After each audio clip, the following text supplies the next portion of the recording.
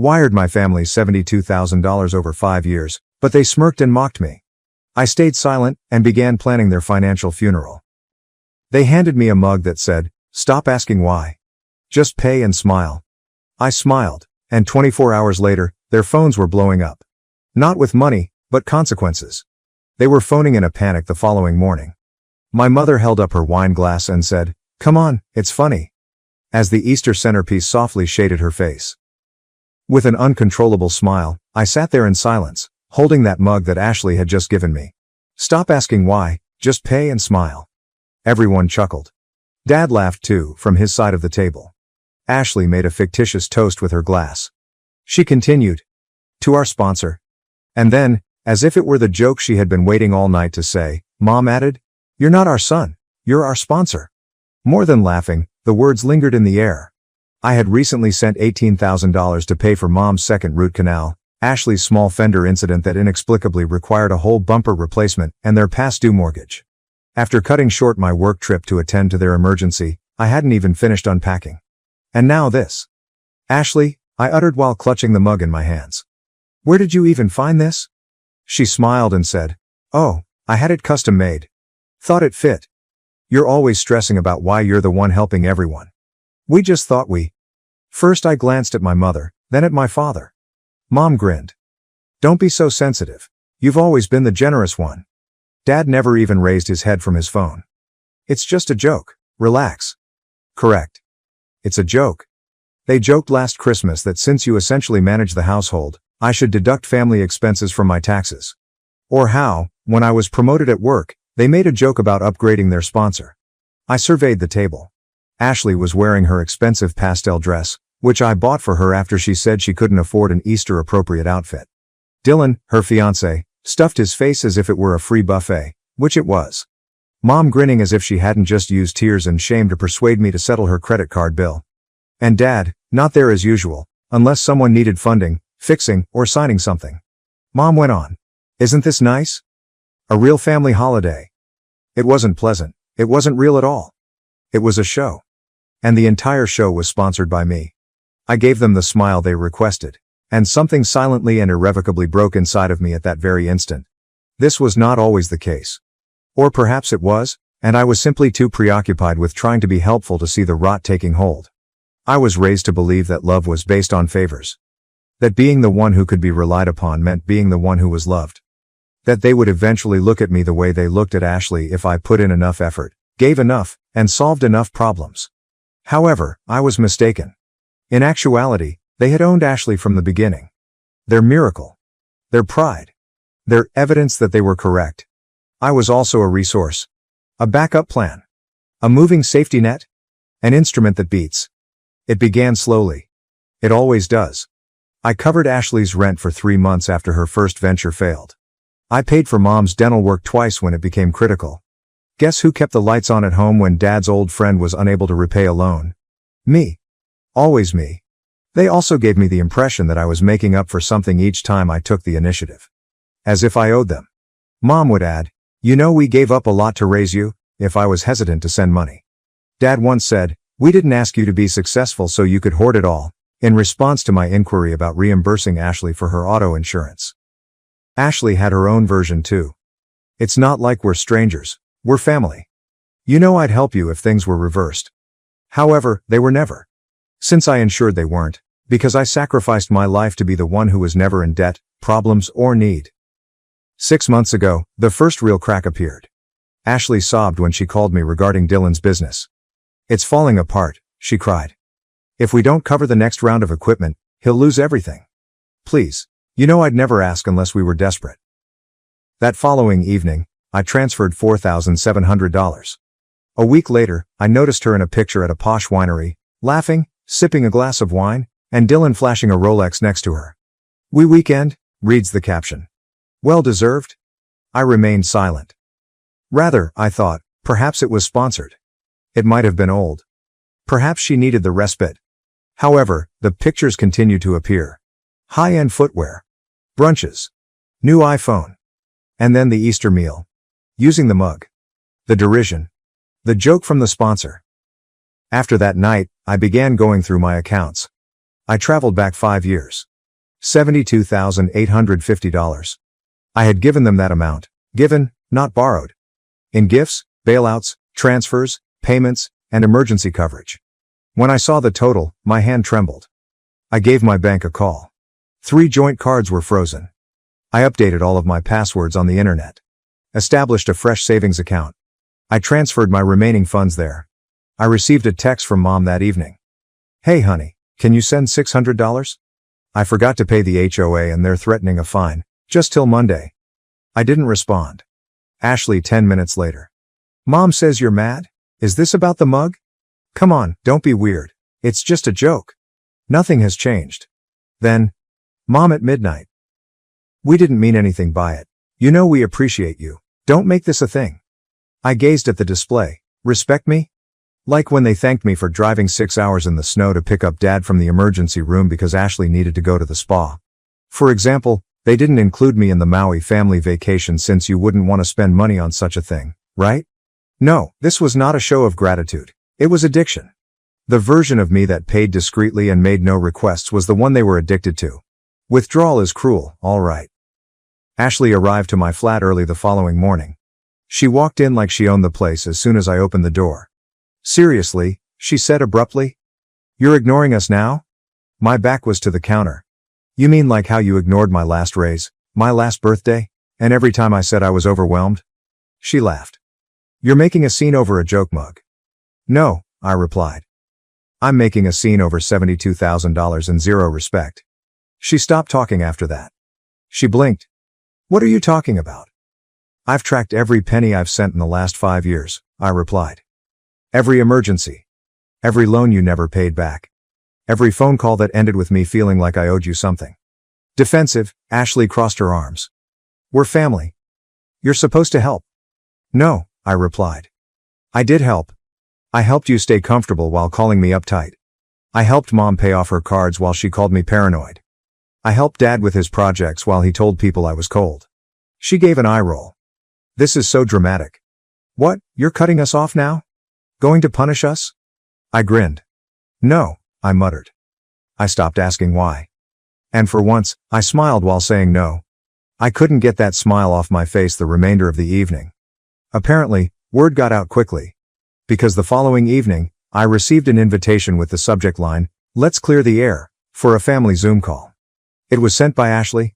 She did, of course. Not being at the heart of resolution was something she could never tolerate. The call began around 7 p.m. Sharp. Ashley exuded strategic appeal with her immaculate appearance. Mom exercised concern and was all pearls. Dad, as usual, silent, uninvolved. Dylan hung in the background, his shoulders partially out of sight, as though he was worried that guilt would spread. "Hey, there he is," exclaimed Ashley. "Glad you made it. We figured it's time to move on, right?" Mom said, "Of course," and nodded. "It's Easter season, time to heal, family first." With ease and control, I grinned. Glad we're all on the same page. Ashley started off with a self-congratulatory speech about how sticking together makes us stronger and that tension isn't healthy. It sounded to me like background jazz. I accessed my banking app on my phone after unlocking it beneath the table. When I opened the insurance dashboard, Ashley was in the middle of saying something about re-establishing confidence. Ashley's Toyota Corolla from 2021. Registered under my name, paid on a monthly basis.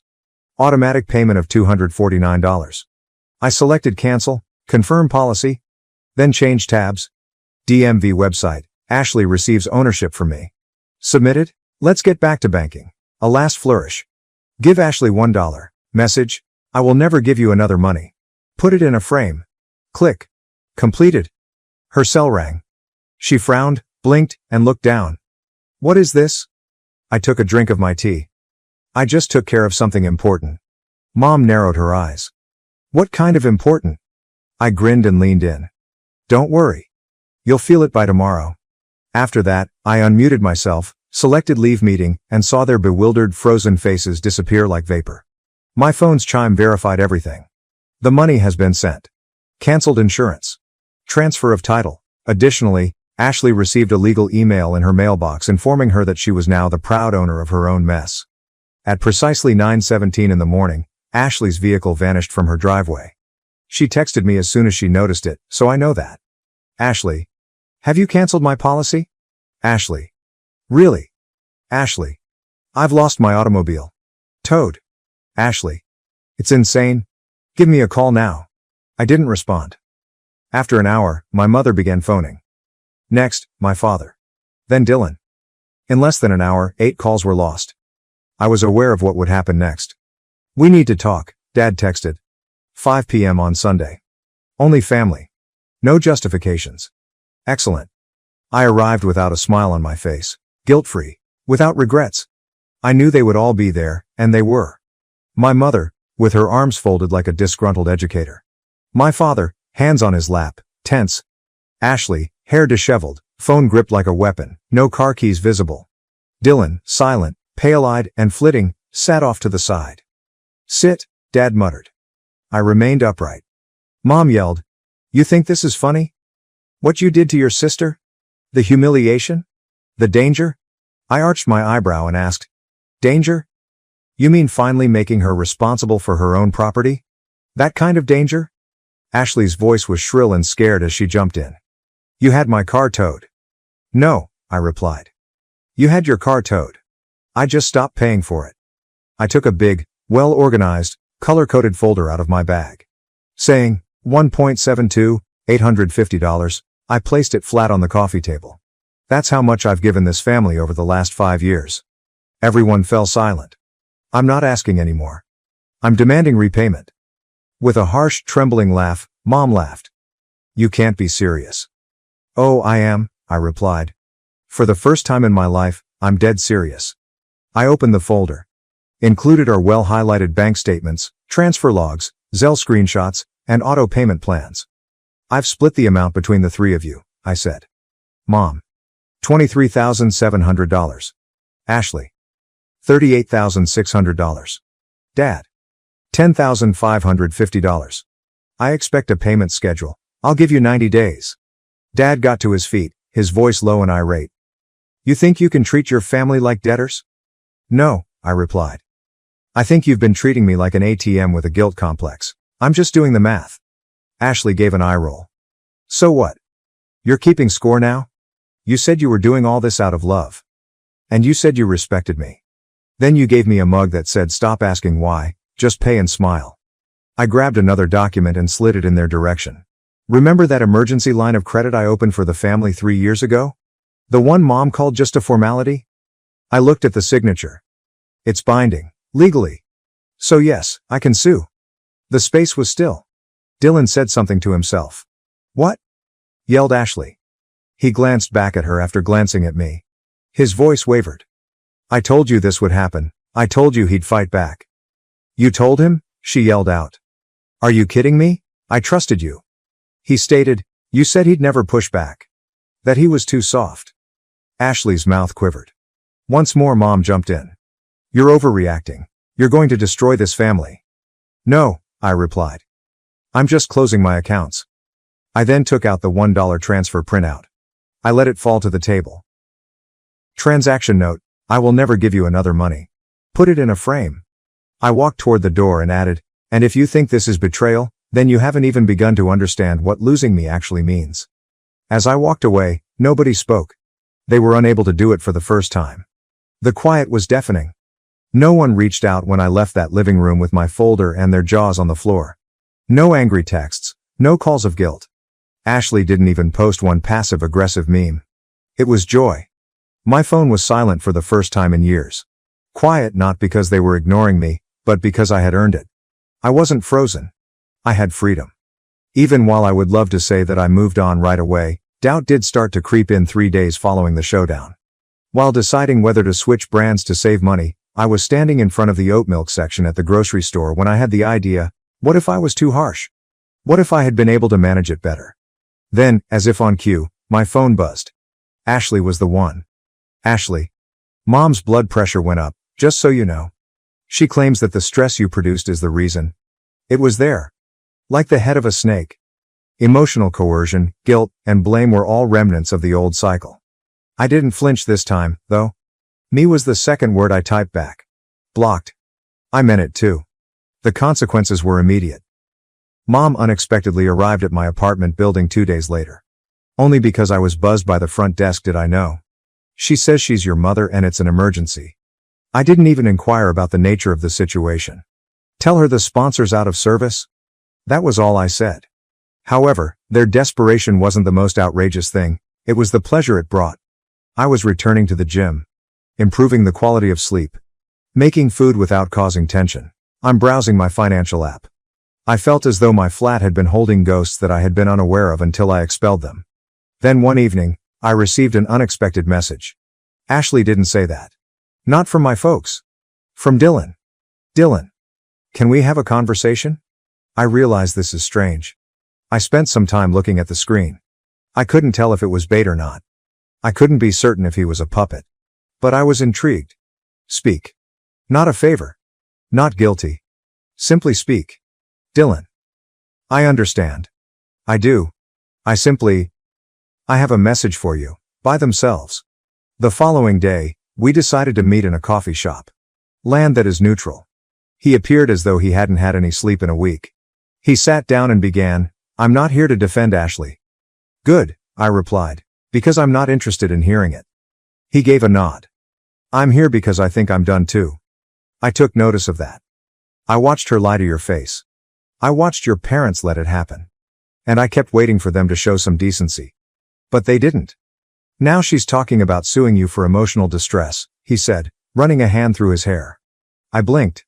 Seriously? He gave a nod. She's spiraling. And honestly, I don't think she believes it'll work. She just wants to punish you. I reclined. And where do you stand? He gave me a direct glance. I'm out. I'm done financing delusion. I've already spoken to a lawyer. I'm filing for separation. That's done more for me than any punch she could have thrown. I apologize for not speaking up sooner, he continued. I should have. You were the only one holding everything together. I was just trying to stay afloat. For a while, we sat in silence. Then he gave me an envelope just before I left. There's a check within. $1,000. Memo. Toward what they owe you. I know it's not much, he stated. But it's from me, not them. I figured you deserve to know someone saw you. I felt the sting of genuine tears behind my eyes for the first time in years, not out of anguish, but out of approval. I accessed the family debt spreadsheet on my laptop that evening. I wrote, paid $1,000 with sincerity next to Dylan's name. I then changed the file's name to closure in progress. I poured a glass of nice wine for myself. The kind I saved for vacations that were invariably marred by forced smiles and more constrained spending plans. I drank to myself this time. To the tranquility. To the limits. To the liberty of having no sponsors. 3 months have gone by. It has been 90 days since I left that house, dropped the folder on their coffee table and broke my silence. Since then, I haven't seen them. After about the 4th week, the calls ceased. By week 6, the texts had decreased. Ashley has reportedly been taking time to heal, which I presume is code for finding a new idiot to support her lifestyle, according to mutual pals. I didn't give a damn. I had lost my anger. They have never been able to comprehend that. I'm done, I said, not in a furious manner. I intended to say finished, as if a chapter had been concluded, like an internal door bolted. I was no longer a sponsor, and I was now a man with a future free of shame, pleading, and emotionally ruined people bearing my last name. I moved out of state for a new job. Less chaos, better pay. The new flat was a place free of the echoes of past phone conversations and frantic pleas for money. I began attending a boxing gym. I was finally able to fight, not because I wanted to. Once more, I had my own schedule. It's my money. It's my energy. I became pals. Not the sort that remembered your birthday and didn't give you bills masquerading as emotional needs, or the kind that desired something. I even went back to dating. Someone who is tranquil. Someone nice. What do you need today? As opposed to can you help just this once? For the first time in 10 years, life wasn't simply better, it was real. Then, last Sunday, precisely 90 days after the altercation, an unforeseen event occurred. I received word of a deposit. Mom gave me $1. The memo, I assumed you would like the mug to be appropriately framed. For an entire minute, I gazed at it. I initially believed it to be bait, a joke, an attempt to entice me back in via passive-aggressive tactics. Then, though, there was another alert, an additional $1 from Dad. Interest. People say I owe you more. Then 30 minutes later, Ashley gave me $2.50, Not a message. Nothing but quiet. It was unbelievable to me. It was absurd. Symbolic. Petty. Perhaps they were making fun of me. Nevertheless, for the first time in weeks, I burst out laughing. I almost spilled my coffee laughing so hard. Because all of a sudden, I understood that they were finally carrying out a request I had made for years. They were repaying me. In the tiniest, most reluctant manner imaginable. However, it had begun. Perhaps that is what frightened them the most. Not the cash. Not the quiet. However, I ultimately forced them to face the consequences. However, the twist wasn't that. Later that evening, the twist was revealed. My phone buzzed again when I was enjoying a beer and admiring the city lights from my balcony. It wasn't an SMS message. My bank sent me a notification. $3,000 had been paid. Ashley is the sender. Memo. Not at all. I blinked. Revitalized. Checked once more. It was authentic. $3,000. Not a message. No justification. However, I was aware. This was hardly a sacrifice for peace. It was terror. Fear that I might actually file a lawsuit. That I wasn't playing a bluff. That she had lost her power. She had misjudged me. They all had. And now, they were attempting to re-enter the version of me that paid the bill and remained silent. Too little, too late, only this time. I saved the screenshot I took in the same folder where I kept track of their debt. After that, I gave that folder a new name, Closure Confirmed.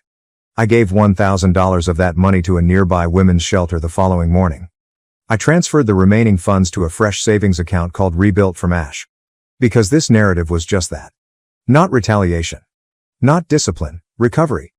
I regained my time. My funds. My name, and above all, my tranquility. And as I stood in my new flat, which was bright and full of plants and had no signs of coercion, I muttered as I gazed around. This is what family should feel like. Thanks for watching and diving into this wild family drama with me. If you love Reddit family drama, don't forget to subscribe and turn on notifications so you never miss the next one. Overheard my boyfriend humiliating me behind my back. I smiled. And made him regret it. But then, he did something I never expected. Overheard my boyfriend humiliating me behind my back. I smiled, and made him regret it. But then, he did something I never expect. I stood in the kitchen, slicing pie for the man who just said, "She's convenient, her dad's money keeps me comfortable." And I smiled like nothing was wrong. Nearly 2 years ago, at the most peculiar time, I met Noah. At Trader Joe's, I was picking up some goods when I overheard the manager berating a man for parking in the wrong area or something.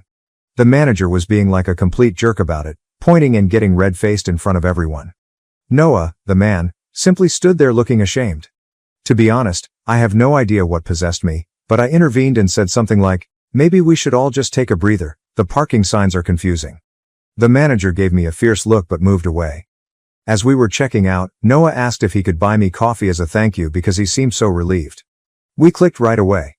He was tall, personable, and had a crooked smile that made me feel really good. He texted me good morning every day, listened to me when I spoke, or at least appeared to, and recalled small details. I was falling hard by the third date. My dad in particular was always very supportive of me. After I graduated from college and was figuring out my work, they helped me find an apartment. Dad also assisted me with some other bills and my car payment. They maintained that they wanted to assist me in getting back on my feet, but I always felt a little bad about it. About 8 months into our relationship, Noah moved in with me. Although it appeared quick, it made sense because his roommate situation had deteriorated. My folks were cautiously hopeful. He immediately won Mom over. Although it took him longer, Dad finally started to warm up to Noah. To receive Dad's final blessing, they even played golf together a couple of times. It was all so good, until it wasn't. Noah's parents began visiting more frequently about 6 months ago. They would visit for Sunday brunch or dinner because they lived about an hour away.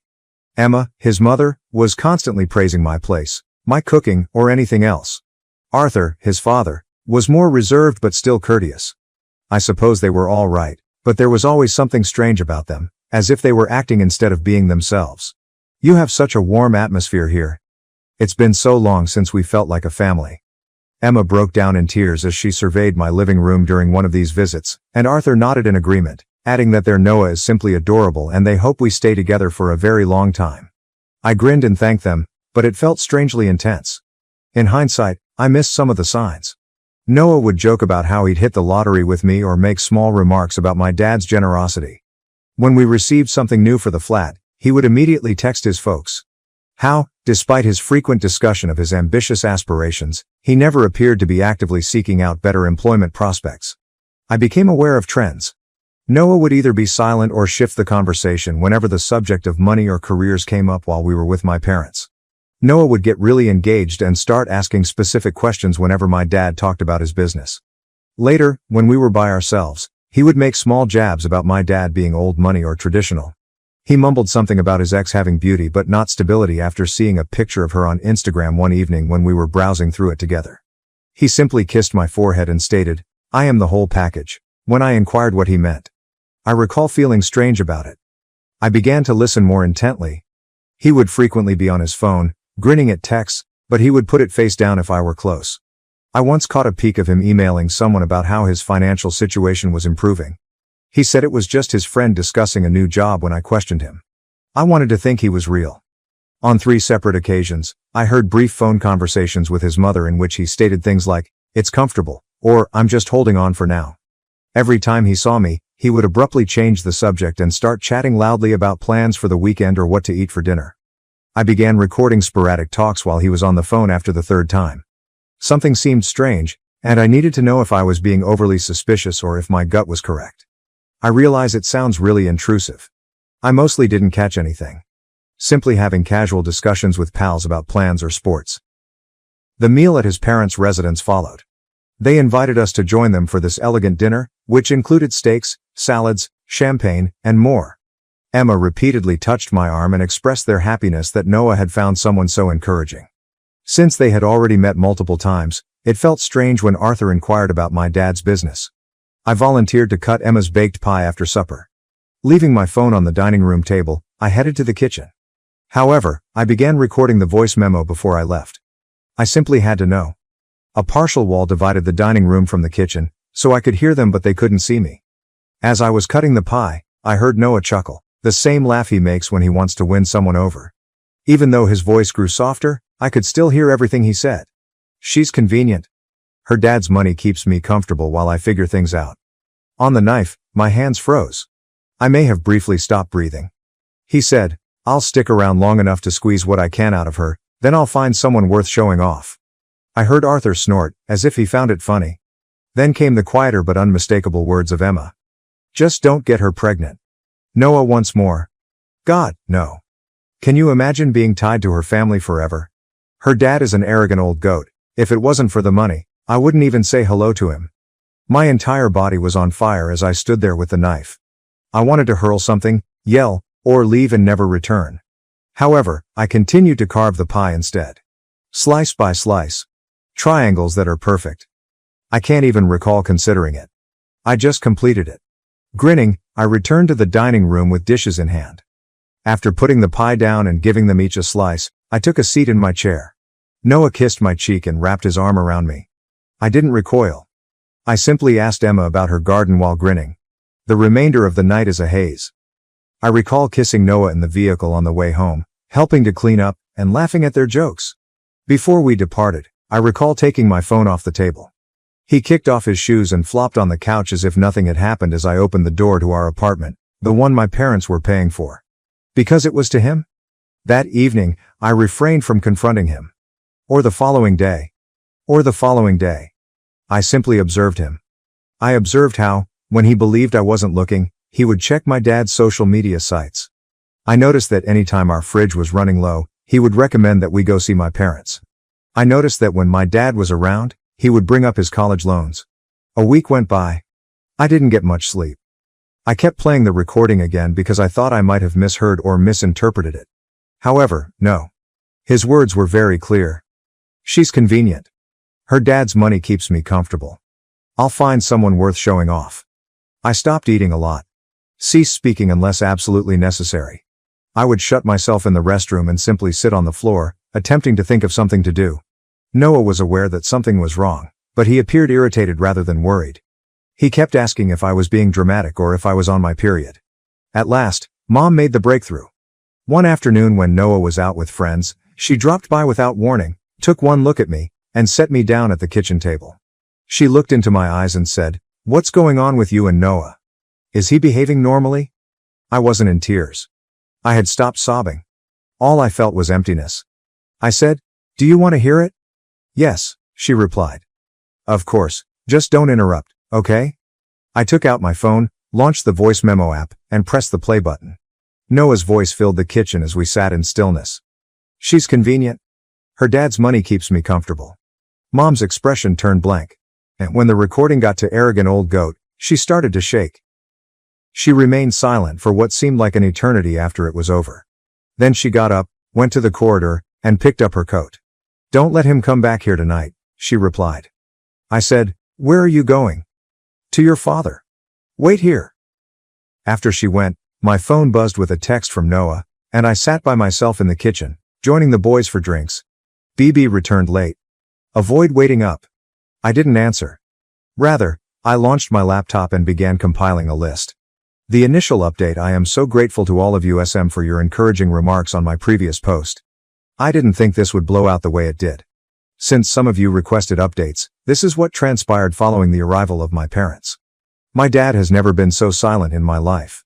He generally fills up the gaps by asking questions, making small conversation, or telling dad jokes, but that night when he came through my door, he simply nodded. With her hand on his back as if to steady him, Mom was close behind him. "I had something he needed to hear," Mom said. As I took out my phone once more, I felt my stomach turn. There was a part of me that wanted to back off, say anything, and act like nothing was wrong. Because when that recording was played, everything would be different forever. Still, I pressed play. It was to watch my dad hear Noah's voice. I'm not even sure how to explain it. His face didn't change at all at first. While Noah laughed about how convenient I was, he simply gazed at my phone on the table. Something flickered in his eyes when Noah dubbed him a cocky old goat. I thought Dad might blow up, but he didn't. After the recording was over, he sat there for a while. Then he grabbed my hand from across the table. He wanted to know if I was all right, not what I was going to do or how this occurred.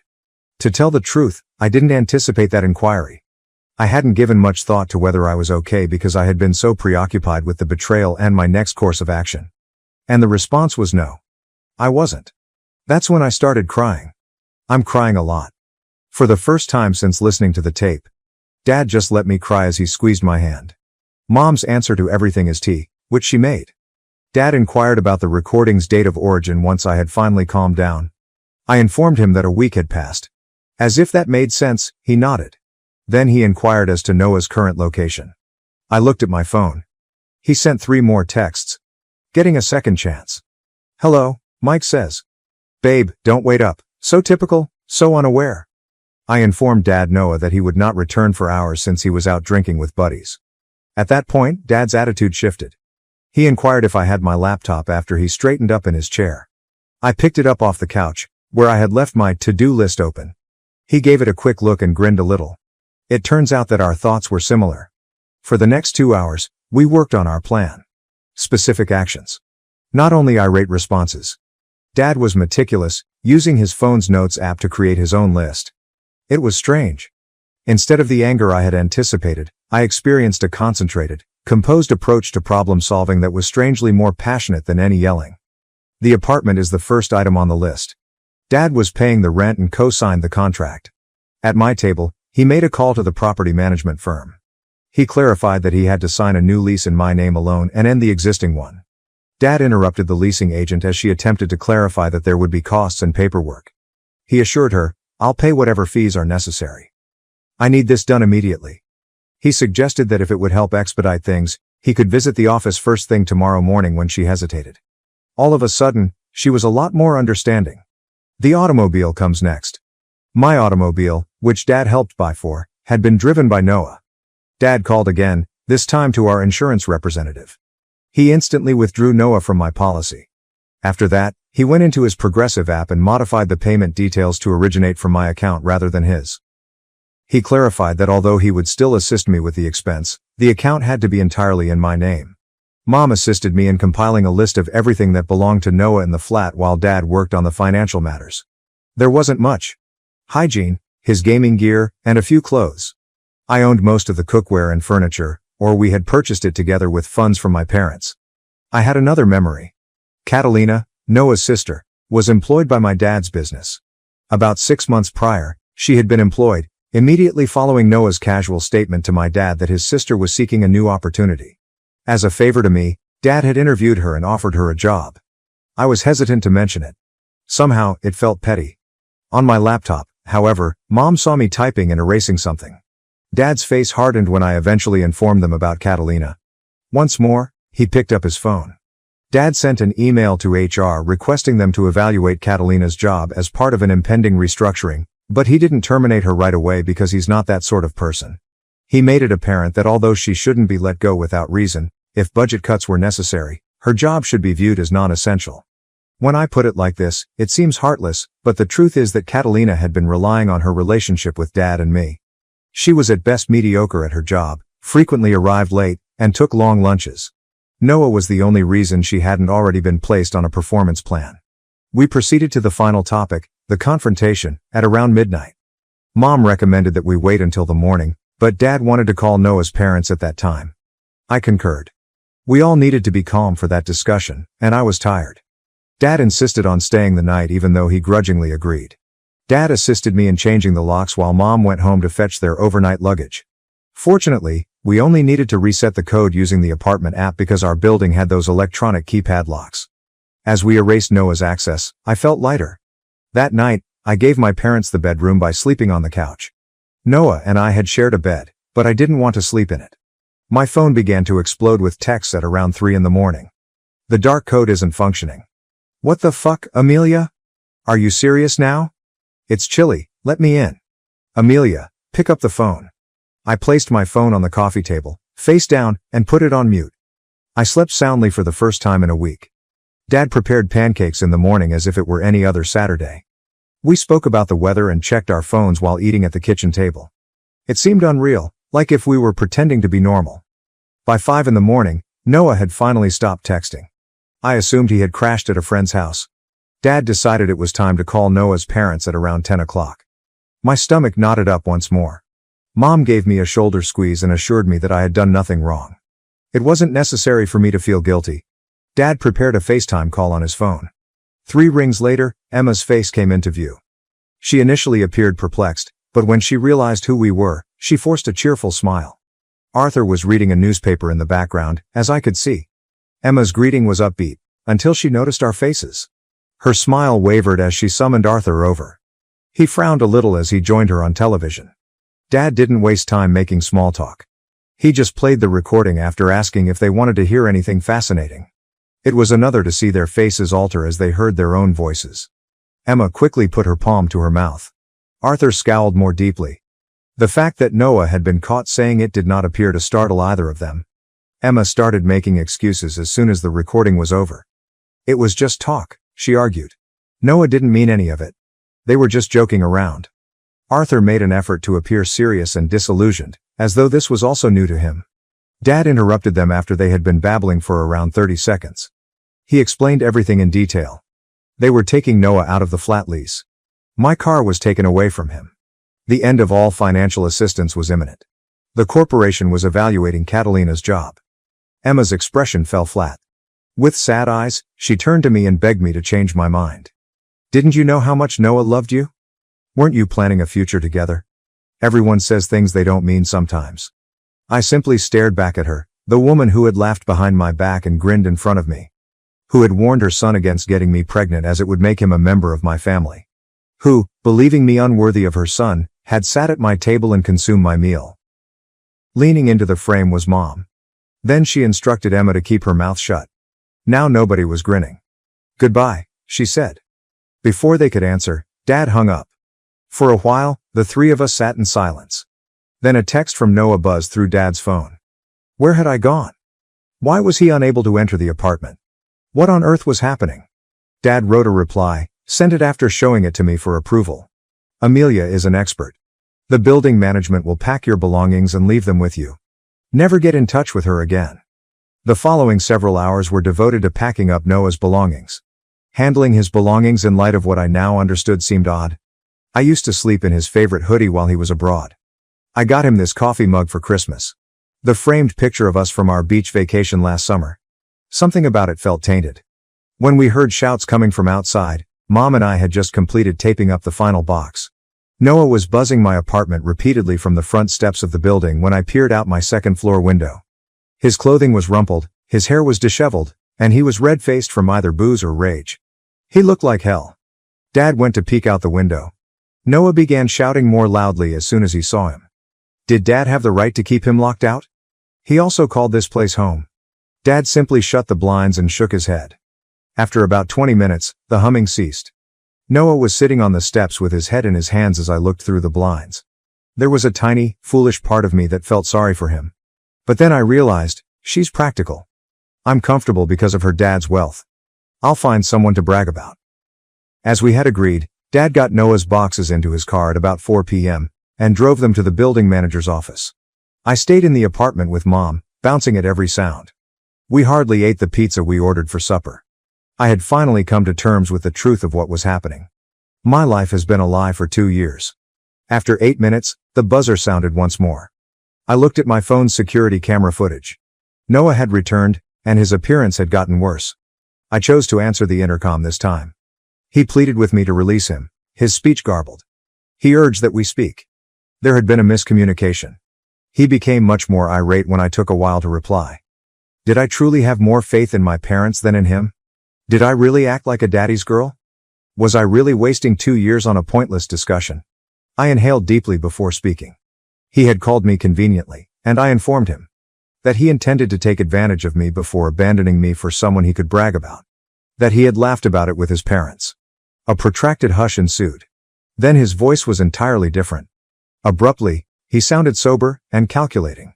He inquired as to whether I had been filming him. If I was aware that doing so without permission is prohibited in our state. I might face consequences if I realized that. I handed the phone to Dad. Then he made it very obvious to Noah that we would call the police if he didn't leave right now. That he was pestering me on security footage. That he needed to leave the premises in precisely 10 minutes. Noah began to yell once more, but Dad cut him off. Dad and I watched the video stream as Mom contacted building security. A few minutes later, Noah was confronted by 2 security officers. They eventually took him off the property after some argument and pointing. That night, we jumped at every noise. Mom stayed with me in my room, and Dad slept on the couch. I was half expecting to see Noah attempting to break in, so I kept checking the security feed. However, the night went by without incident. We completed the new lease at the property management office in the morning. The auto insurance was changed. My bank accounts were safe. I deleted Noah from my Amazon, Spotify, and Netflix accounts and changed all of my passwords. One login at a time, it was like wiping him out of my digital life. It was verified by the property management that Noah had picked up his boxes. He had been warned by the security staff not to enter the building without my express consent. My parents assisted me in moving the furniture around, as though doing so would somehow make the memory of him in that room disappear. They had to return to their own life after spending one more night there. At the entrance, Mom gave me a deep embrace. Dad kissed my forehead and encouraged me to contact them whenever I wanted, day or night, even though he seemed to be trying to say something meaningful. Then I was by myself. For the first time in nearly 2 years, I was truly alone. It seemed like the flat was too large. Too silent. I moved around, touching objects as I tried to take back my own space. Because sitting at the kitchen table felt too familiar, I ordered takeout and ate it on the living room floor. At midnight, my phone buzzed. I received a text from an unfamiliar number. It's not over yet. Overheard my boyfriend humiliating me behind my back. I smiled. And made him regret it. But then, he did something I never expected. Overheard my boyfriend humiliating me behind my back. I smiled, and made him regret it. But then, he did something I never expect. I stood in the kitchen, slicing pie for the man who just said, "She's convenient, her dad's money keeps me comfortable." And I smiled like nothing was wrong. Nearly 2 years ago, at the most peculiar time, I met Noah. At Trader Joe's, I was picking up some goods when I overheard the manager berating a man for parking in the wrong area or something. The manager was being like a complete jerk about it, pointing and getting red-faced in front of everyone. Noah, the man, simply stood there looking ashamed. To be honest, I have no idea what possessed me, but I intervened and said something like, "Maybe we should all just take a breather, the parking signs are confusing." The manager gave me a fierce look but moved away. As we were checking out, Noah asked if he could buy me coffee as a thank you because he seemed so relieved. We clicked right away. He was tall, personable, and had a crooked smile that made me feel really good. He texted me good morning every day, listened to me when I spoke, or at least appeared to, and recalled small details. I was falling hard by the third date. My dad in particular was always very supportive of me. After I graduated from college and was figuring out my work, they helped me find an apartment. Dad also assisted me with some other bills and my car payment. They maintained that they wanted to assist me in getting back on my feet, but I always felt a little bad about it. About 8 months into our relationship, Noah moved in with me. Although it appeared quick, it made sense because his roommate situation had deteriorated. My folks were cautiously hopeful. He immediately won Mom over. Although it took him longer, Dad finally started to warm up to Noah. To receive Dad's final blessing, they even played golf together a couple of times. It was all so good, until it wasn't. Noah's parents began visiting more frequently about 6 months ago. They would visit for Sunday brunch or dinner because they lived about an hour away. Emma, his mother, was constantly praising my place, my cooking, or anything else. Arthur, his father, was more reserved but still courteous. I suppose they were all right, but there was always something strange about them, as if they were acting instead of being themselves. You have such a warm atmosphere here. It's been so long since we felt like a family. Emma broke down in tears as she surveyed my living room during one of these visits, and Arthur nodded in agreement, adding that their Noah is simply adorable and they hope we stay together for a very long time. I grinned and thanked them, but it felt strangely intense. In hindsight, I missed some of the signs. Noah would joke about how he'd hit the lottery with me or make small remarks about my dad's generosity. When we received something new for the flat, he would immediately text his folks. How, despite his frequent discussion of his ambitious aspirations, he never appeared to be actively seeking out better employment prospects. I became aware of trends. Noah would either be silent or shift the conversation whenever the subject of money or careers came up while we were with my parents. Noah would get really engaged and start asking specific questions whenever my dad talked about his business. Later, when we were by ourselves, he would make small jabs about my dad being old money or traditional. He mumbled something about his ex having beauty but not stability after seeing a picture of her on Instagram one evening when we were browsing through it together. He simply kissed my forehead and stated, "I am the whole package," when I inquired what he meant. I recall feeling strange about it. I began to listen more intently. He would frequently be on his phone, grinning at texts, but he would put it face down if I were close. I once caught a peek of him emailing someone about how his financial situation was improving. He said it was just his friend discussing a new job when I questioned him. I wanted to think he was real. On 3 separate occasions, I heard brief phone conversations with his mother in which he stated things like, "It's comfortable," or "I'm just holding on for now." Every time he saw me, he would abruptly change the subject and start chatting loudly about plans for the weekend or what to eat for dinner. I began recording sporadic talks while he was on the phone after the 3rd time. Something seemed strange, and I needed to know if I was being overly suspicious or if my gut was correct. I realize it sounds really intrusive. I mostly didn't catch anything. Simply having casual discussions with pals about plans or sports. The meal at his parents' residence followed. They invited us to join them for this elegant dinner, which included steaks, salads, champagne, and more. Emma repeatedly touched my arm and expressed their happiness that Noah had found someone so encouraging. Since they had already met multiple times, it felt strange when Arthur inquired about my dad's business. I volunteered to cut Emma's baked pie after supper. Leaving my phone on the dining room table, I headed to the kitchen. However, I began recording the voice memo before I left. I simply had to know. A partial wall divided the dining room from the kitchen, so I could hear them but they couldn't see me. As I was cutting the pie, I heard Noah chuckle, the same laugh he makes when he wants to win someone over. Even though his voice grew softer, I could still hear everything he said. She's convenient. Her dad's money keeps me comfortable while I figure things out. On the knife, my hands froze. I may have briefly stopped breathing. He said, "I'll stick around long enough to squeeze what I can out of her, then I'll find someone worth showing off." I heard Arthur snort, as if he found it funny. Then came the quieter but unmistakable words of Emma. "Just don't get her pregnant." Noah once more. God, no. Can you imagine being tied to her family forever? Her dad is an arrogant old goat. If it wasn't for the money, I wouldn't even say hello to him. My entire body was on fire as I stood there with the knife. I wanted to hurl something, yell, or leave and never return. However, I continued to carve the pie instead. Slice by slice. Triangles that are perfect. I can't even recall considering it. I just completed it. Grinning, I returned to the dining room with dishes in hand.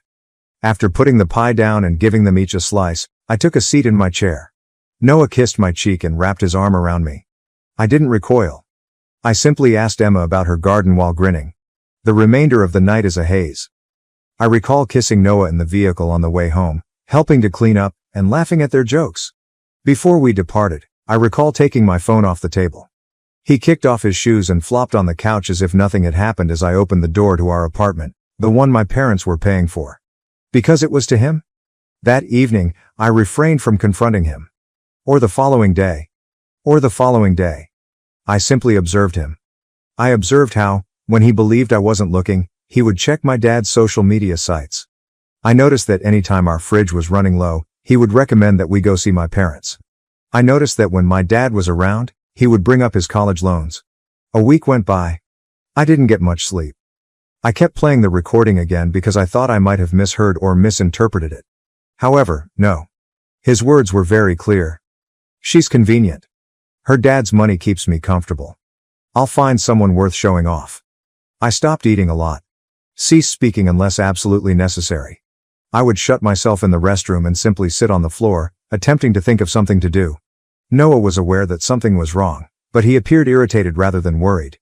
He kept asking if I was being dramatic or if I was on my period. At last, Mom made the breakthrough.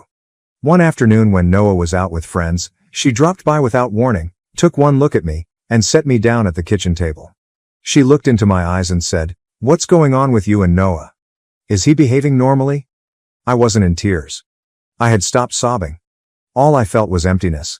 I said, "Do you want to hear it?" "Yes," she replied. "Of course, just don't interrupt, okay?" I took out my phone, launched the voice memo app, and pressed the play button.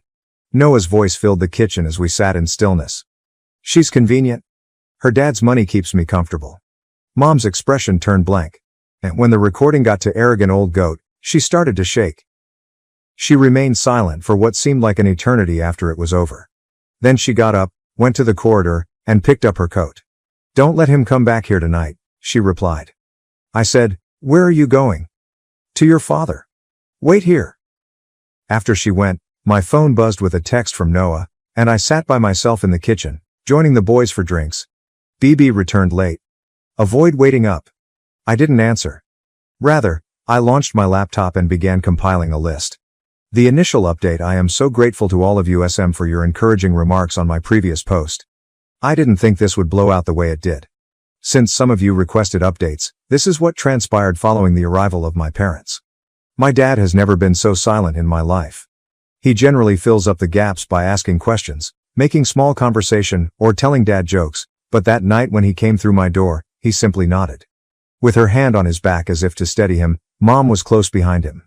"I had something he needed to hear," Mom said. As I took out my phone once more, I felt my stomach turn. There was a part of me that wanted to back off, say anything, and act like nothing was wrong.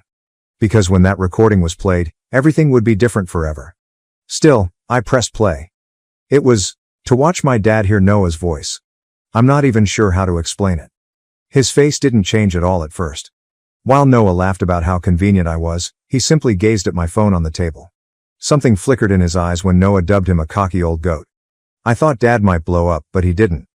After the recording was over, he sat there for a while. Then he grabbed my hand from across the table. He wanted to know if I was all right, not what I was going to do or how this occurred. To tell the truth, I didn't anticipate that inquiry. I hadn't given much thought to whether I was okay because I had been so preoccupied with the betrayal and my next course of action. And the response was no. I wasn't. That's when I started crying. I'm crying a lot. For the first time since listening to the tape.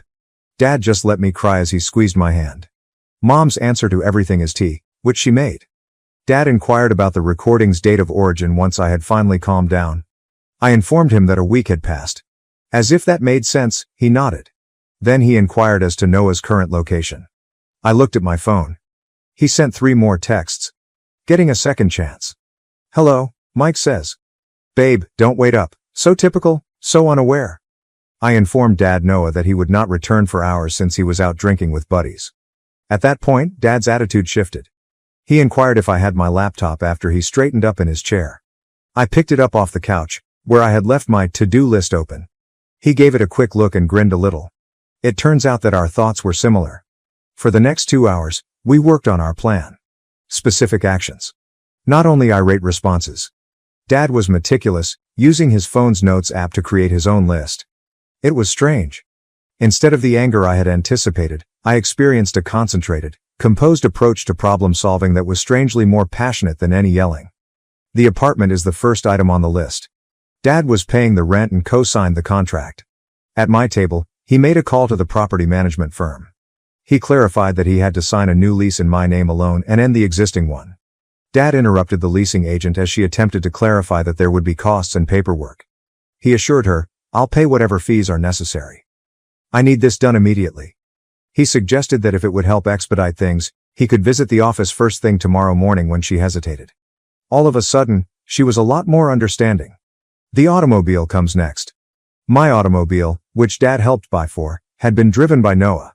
Dad called again, this time to our insurance representative. He instantly withdrew Noah from my policy.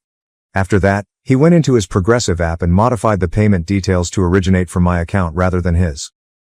He clarified that although he would still assist me with the expense, the account had to be entirely in my name.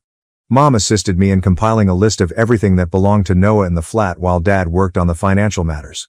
There wasn't much. Hygiene, his gaming gear, and a few clothes. I owned most of the cookware and furniture, or we had purchased it together with funds from my parents. I had another memory. Catalina, Noah's sister, was employed by my dad's business. About 6 months prior, she had been employed, immediately following Noah's casual statement to my dad that his sister was seeking a new opportunity. As a favor to me, Dad had interviewed her and offered her a job. I was hesitant to mention it. Somehow, it felt petty. On my laptop, however, Mom saw me typing and erasing something. Dad's face hardened when I eventually informed them about Catalina. Once more, he picked up his phone. Dad sent an email to HR requesting them to evaluate Catalina's job as part of an impending restructuring, but he didn't terminate her right away because he's not that sort of person. He made it apparent that although she shouldn't be let go without reason, if budget cuts were necessary, her job should be viewed as non-essential. When I put it like this, it seems heartless, but the truth is that Catalina had been relying on her relationship with Dad and me. She was at best mediocre at her job, frequently arrived late, and took long lunches. Noah was the only reason she hadn't already been placed on a performance plan. We proceeded to the final topic, the confrontation, at around midnight. Mom recommended that we wait until the morning, but Dad wanted to call Noah's parents at that time. I concurred. We all needed to be calm for that discussion, and I was tired. Dad insisted on staying the night even though he grudgingly agreed. Dad assisted me in changing the locks while Mom went home to fetch their overnight luggage. Fortunately, we only needed to reset the code using the apartment app because our building had those electronic keypad locks. As we erased Noah's access, I felt lighter. That night, I gave my parents the bedroom by sleeping on the couch. Noah and I had shared a bed, but I didn't want to sleep in it. My phone began to explode with texts at around 3 in the morning. The dark code isn't functioning. What the fuck, Amelia? Are you serious now? It's chilly, let me in. Amelia, pick up the phone. I placed my phone on the coffee table, face down, and put it on mute. I slept soundly for the first time in a week. Dad prepared pancakes in the morning as if it were any other Saturday. We spoke about the weather and checked our phones while eating at the kitchen table. It seemed unreal, like if we were pretending to be normal. By 5 in the morning, Noah had finally stopped texting. I assumed he had crashed at a friend's house. Dad decided it was time to call Noah's parents at around 10 o'clock. My stomach knotted up once more. Mom gave me a shoulder squeeze and assured me that I had done nothing wrong. It wasn't necessary for me to feel guilty. Dad prepared a FaceTime call on his phone. I quietly left after discovering my wife's affair. A year later, she came back asking for forgiveness and hoping to reconcile. After learning of my wife's adultery, I moved to the hills. I am not sure why I am writing this, but perhaps it will be useful to someone now that the situation has passed and I have moved on. After 3.5 years of marriage, I discovered my wife's affair in February 2018. I worked a contract job that periodically required extensive travel but also allowed me to work from home when I returned. My position as the director of a technical sales company was both hard and flexible. My wife maintained a highly profitable position. Although things had gotten a little strained as she worked longer and longer hours and I traveled for work, we still had what I would consider a fairly good marriage. Background. 5 years ago, during a cookout held by a mutual acquaintance, I met my wife, who is now my ex. We hit it off right away once we started conversing. To be honest, I thought being with a lady who was both attractive and articulate was a great advantage. She seemed to like my rough around the edges personality. After a few weeks of dating, we were charmed with each other. When we met at each other's apartments, the clothing just flew off. After 18 months of dating, we married and moved into a spacious apartment while saving for a down payment on a house. Things started to alter after the first 3 years of marriage. Even though I still had affection for her, I noticed that she argued over minor issues. When I mentioned all the late hours and increasingly frequent work outings, she became enraged. Since she was climbing up the corporate ladder, she would explain that it was a necessary component of paying the dues, or so she thought. She told me that since I was also gone for weeks at a time, I had no right to challenge her. In truth, I had only been taking 3 or 4 days off every 5 weeks or so. So I promised her that I could absolutely cut back on my commute time. There was no conclusion to these exceedingly circular arguments. Looking back, I realized I was completely oblivious that my wife was having an affair. Aside from our decreasing sexual relationship and her continuously late work hours, I would never have guessed anything. I just figured she was exhausted from her job. But being rejected so frequently when I attempted to initiate a sexual relationship had taken a toll on my ego. Although she had a business phone and may have been using it, I did not see the covert texting that I had read about in other publications. She used our spare bedroom as a home office and spent a lot of time in it. Kathy began returning home after work in September 2017 and instead spent the evening at a work engagement. This rose from 1 night per week to more than 3 evenings each week. Although I am not typically envious, she would surely be noticed by others. And I am aware that she will need to repel some of the males at her workplace. Despite working with more male CEOs than female CEOs, she gave the impression that she was solely interested in her profession. I originally believed she was cheating about a month before D-Day. Before coming home, she made a quick stop at the store. I was asked to help her with the food shopping. As I was getting some belongings from the back seat, I noticed something pink glinting just beneath the front passenger seat of her car. This was a bra. A bra belonged to my wife. She preferred ones from a specific clothes store, so I knew they were hers. Looking back, I see the bra was a warning sign. When she's feeling particularly amorous, she always takes her bra out from underneath her clothes first. I'm not sure why, but seeing this made me sick to my stomach right away. I didn't understand why her bra was under the seat. I said nothing more. My heart must have been beating so fast that I almost passed out. Because when I returned the bags to the kitchen, Kathy asked how I was doing and mentioned that I appeared to have seen a ghost. I just ignored her remark. It took everything I had to hide my feelings, but I tried not to appear offended or fooled. I decided to try to find out if she was seeing anyone. That night and the next day, I began to evaluate all of the signals I could have missed. Aside from the bra, I had no evidence. She works in a downtown office building, and we live in a relatively large city. I decided to temporarily put the affair out of my mind and explore giving her more of my time. I prepared a delicious supper and set the dining table with elegant plates, silverware, and candles. One Friday after work, I bought a bouquet of flowers and a wonderful bottle of wine. When she arrived, I showed her the supper and all I had prepared, as usual, breezing in after work. She apologized and expressed her regret, but she needed to go to a neighborhood hangout to meet up with her coworkers. She said she needed to take a shower first, but she could share a small snack with me before leaving. I guess I fell completely silent because my insides turned on me. I won't go into detail about how angry I was at the time, but I'd had enough. I took my work cell phone and dumped it in her backseat while she was showering.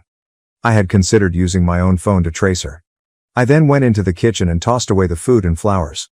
After taking a shower, she prepared and looked gorgeous, as usual. "All right, let's eat," she replied. "Never mind. Go out with your friends," I said. She inquired whether I was angry after giving me a strange expression.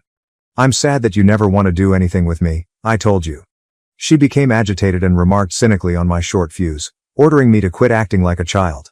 "Foolish me," I said as I stood there, letting everything sink in. For once, I thought we should spend the evening together. She merely smiled and stormed away. When she left, I grabbed out my second phone and started following my work phone. I caught her stopping about 20 minutes away, at the bar where she frequently meets with her coworkers. I decided to go find her car. Indeed, it was in the bar's parking lot. I waited in my car across the street to see if I could find her. I felt really different, like a stalker. But I told myself I needed to soothe my fears about her whereabouts. I saw her leaving the bar with a man approximately an hour after I arrived. He looked like an executive from her company. He grabbed her, dragged her closer, and planted a kiss on her lips. My body became completely numb. My stomach began to tighten up. They walked to another vehicle and hopped inside together.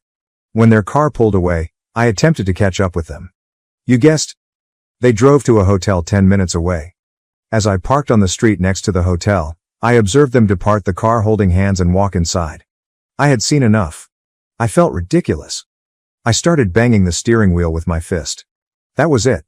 Something went completely blank inside of me. I'm not sure whether I had an out-of-body experience or simply passed out.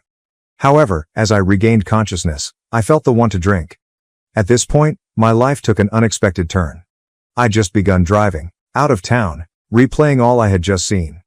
I was crying out of both fury and despair. I hate to acknowledge it. I found a nice tiny tavern on the outskirts of town. Some 30 miles away, they stopped in. I ordered a drink while sitting at the bar. The bartender, a lady, commented on how I appeared to have lost my wind. So I guess I resemble death.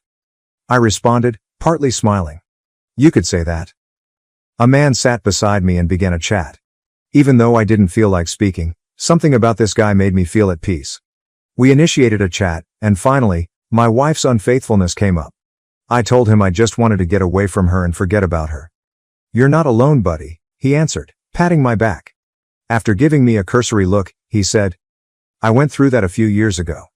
I believe there is a reason why these things occur. Your life may now take a favorable or negative turn. I promise you, at this moment, everything is completely up to you. His words, for some reason, startled me out of my funk.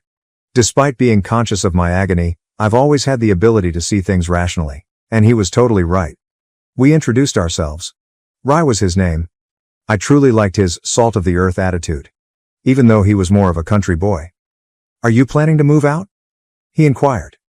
I suppose. I never considered looking that far ahead. I was experiencing a fight-or-flight response. And I realized I didn't want to be around this woman any longer.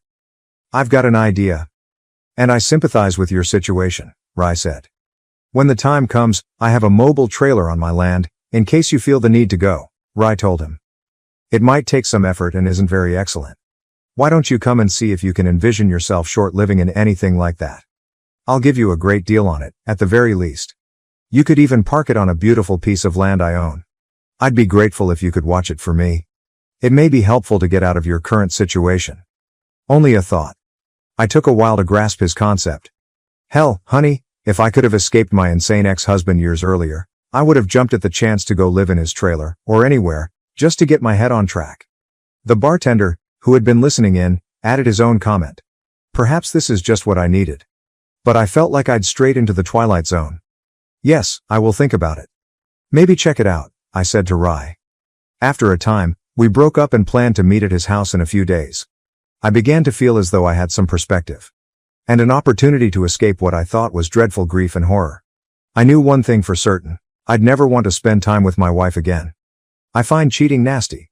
And that was always something I imagined I'd never have to put up with. I sat on the couch when I got home that evening. Kathy walked out and inquired where I had been. Where have you been? I should be asking you that, I responded, turning to face her. I went to grab drinks, she explained. I directly inquired. Are you having an affair? She looked astonished. But she quickly gathered herself and replied, No. Why are you asking me that? I told her that I'd heard she might be seeing someone at work. Who told you this? She asked. Someone I know, I responded, keeping the name to myself. You're being ridiculous, she said. Then they accused me of being inebriated and deranged. She asked where I had been. We were going to a bar to enjoy some drinks with our friends, I told them. Despite her clear eagerness to ask further questions, she returned to our bedroom and retired to bed. Now that I had proof she had been lying to me for months, I decided to sleep on the sofa. I couldn't sleep at all. I kept seeing her in bed with the guy. I felt bad for myself. Disgusted. Hurt. But then I thought of Rye's trailer. The thought of that made me happy. It seemed almost like a revelation. Something must be wrong with me. Because the fight-or-flight reaction had immediately awakened amid the pain I was feeling, and I definitely preferred the flight response. We did not talk much the next morning. We moved on with our weekend as if nothing had happened. I set up a meeting with Rye a few days later. When I got there, I discovered Rye had a beautiful ranch. The trailer was actually fairly nice, about 26 feet long and well furnished. It reminded me of a fantastic spring break vacation I took with friends while in college. Rai accepted the money I gave for the trailer. To be honest, I felt like I was taking something from him. He gave me directions, so I drove over to inspect his ranch property. There were hiking and biking trails nearby, and the scenery was beautiful, with plenty of trees and scrub vegetation. Rai had a little cabin on a hilltop overlooking the property, with electricity and water available to the trailer. It was near the foothills of various mountains. Rai offered to set up the trailer and transport it to the place. I tried to convince Kathy to come clean over the next few weeks, but all I got was gaslighting. I even told her outright that if I found out she was cheating, there would be no turning back. As a result, she got even more immersed in her affair fog, lashing out at me with denials. I almost chuckled at how horrible the denial was. I chastised myself for not taking photographs of the two of them. I had no concrete evidence that she had cheated. After suffering through so much emotional anguish, I realized I wanted to leave this marriage. Instead of articulating my feelings to Kathy, I just started plotting. While she was at work, I quietly began collecting my belongings from the apartment and transferred them to the trailer. At the very least, I felt I was doing something about it. I saw a difference in Kathy around this time. Although she had been acting more respectfully towards me, I felt it was too little, too late. I thought I needed a break too, so she continued to go on company trips after work. One night, I got ready right as she was leaving. After staring at me, she asked about my destination. All I said was, "Meeting with some buddies? You wouldn't like the shop talk, and you don't know them." I interrupted her as she started asking additional questions. She used to say exactly this to me whenever I asked if I might accompany her on office trips. "All right, have a good time," she said, a little annoyed. "I definitely will," I said. I met new people while working on the trailer and hanging out with Rai at the bar. I felt better after spending time with Rai's lovely family and friends. I also decided to cut back on my drinking because I did not want to develop any bad habits. I knew better than to drown myself in sympathy, even though it would have been so easy. At this point, Kathy informed me that she would be on business next week. She indicated that the executive team and a few department heads were leaving. When I inquired, "Who's going?" I added, "I hope you have a great time with your boyfriend," he said, staring at her. I immediately regretted saying that, as it sparked a heated fight. However, Rai had advised me that it didn't really matter. I regret not learning more about her affair partner, AP. "It doesn't matter who the other guy is," Rai explained. "The only thing that matters is that she chose to leave you. She ended the marriage, whether she admits it or not. Brother, facts are facts. Rai should publish a book for the betrayed. Damn it, I had the perfect opportunity to relocate completely during Kathy's business vacation.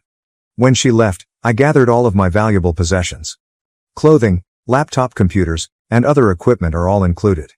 I did not take any shared belongings or furniture. I left a note before leaving." Initially, the explanation was extensive. But I choose to keep it brief. I wrote, "I hope it was worth it," on a sheet of paper. On top of the note, on the kitchen table, I set my wedding ring. As I departed, I felt as if a heavy weight had been lifted. I was liberated. The hurt would take time to heal, and there would be baggage to deal with, but I'd started. I needed time for myself. And to get rid of her quickly and silently. The fact that I hadn't confronted her or forced a confession didn't make me proud. I had not screamed or shouted. She did not deserve it, in my opinion.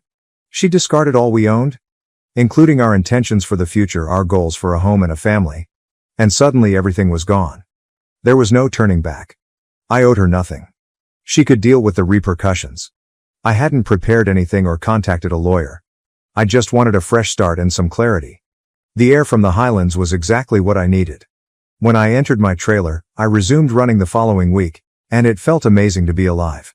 Kathy texted something like, "We just landed. We're having a team dinner," and so on, while she was gone. "Where are you?" was the question in a couple emails. "Why haven't you gotten back to me?" I didn't respond. When she arrived home, my phone exploded with calls and texts. She kept attempting to contact me, but I ignored her. Her mother also attempted to call me after the first day. But I did not pick up. She did not attempt to engage my father.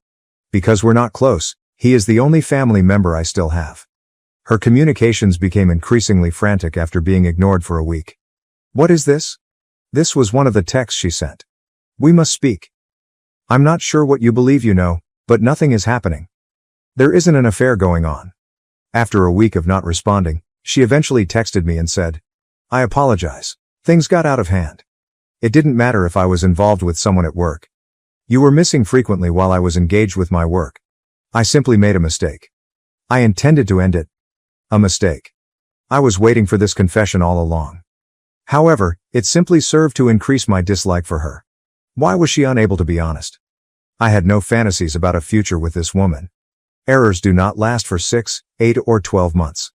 Her pleadings for me to return and work on the marriage were increasingly sad. I refused to respond to her. Even though she had quit bothering me for a few weeks, I did not want her to learn where I lived, or to probe into my life. I did not want this woman to damage my haven.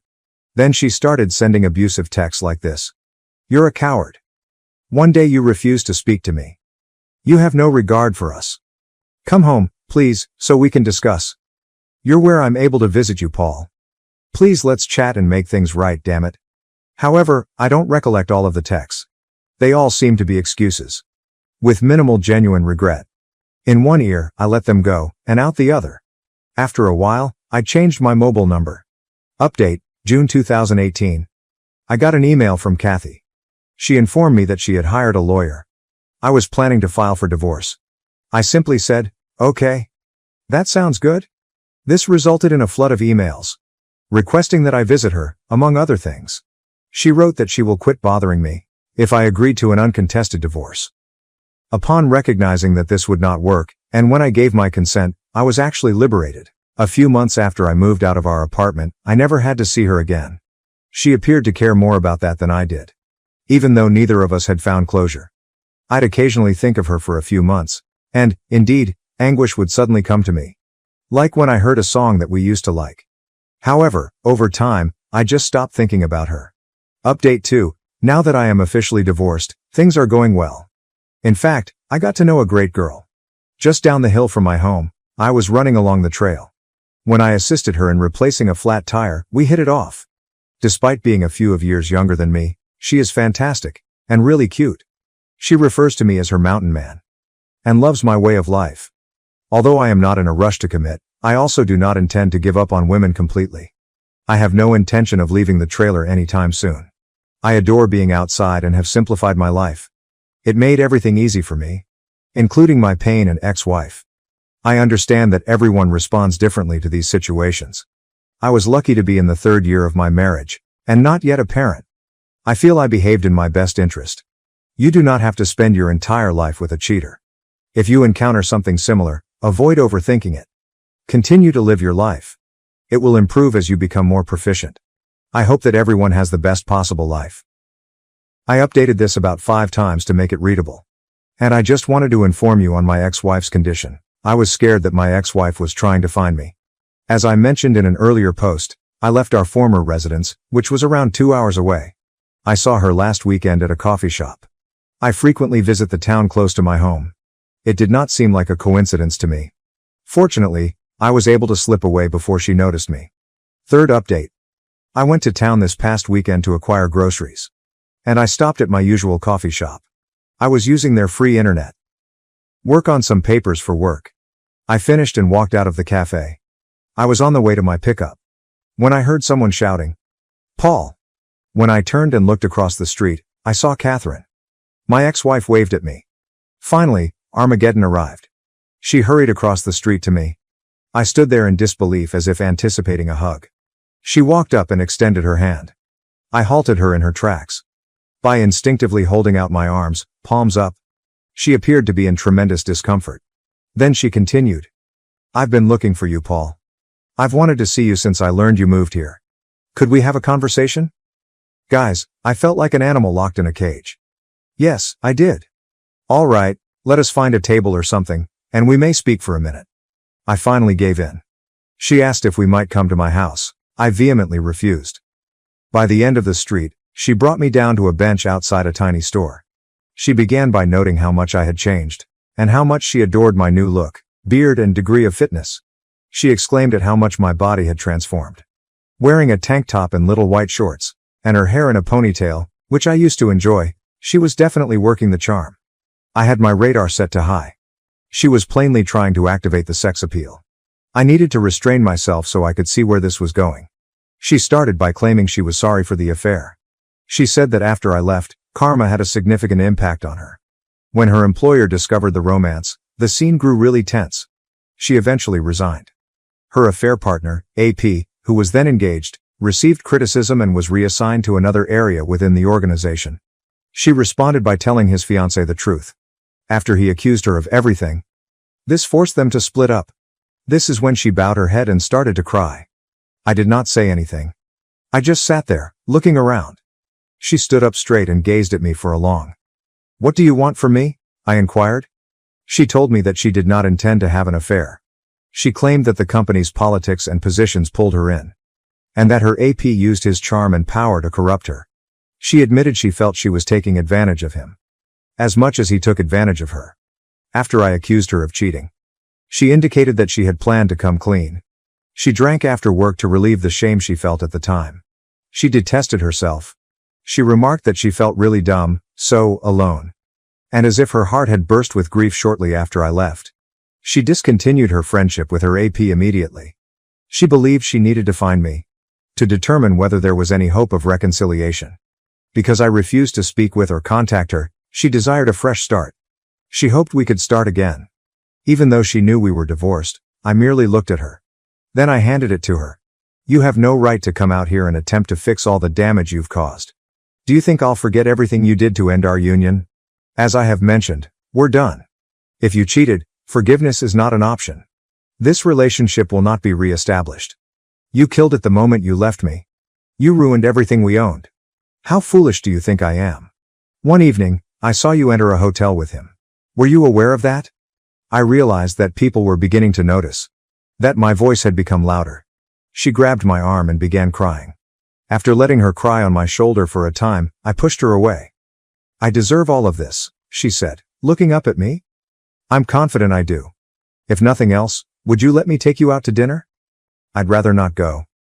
I'd like to chat further. I want to ensure that we are completely upfront about everything.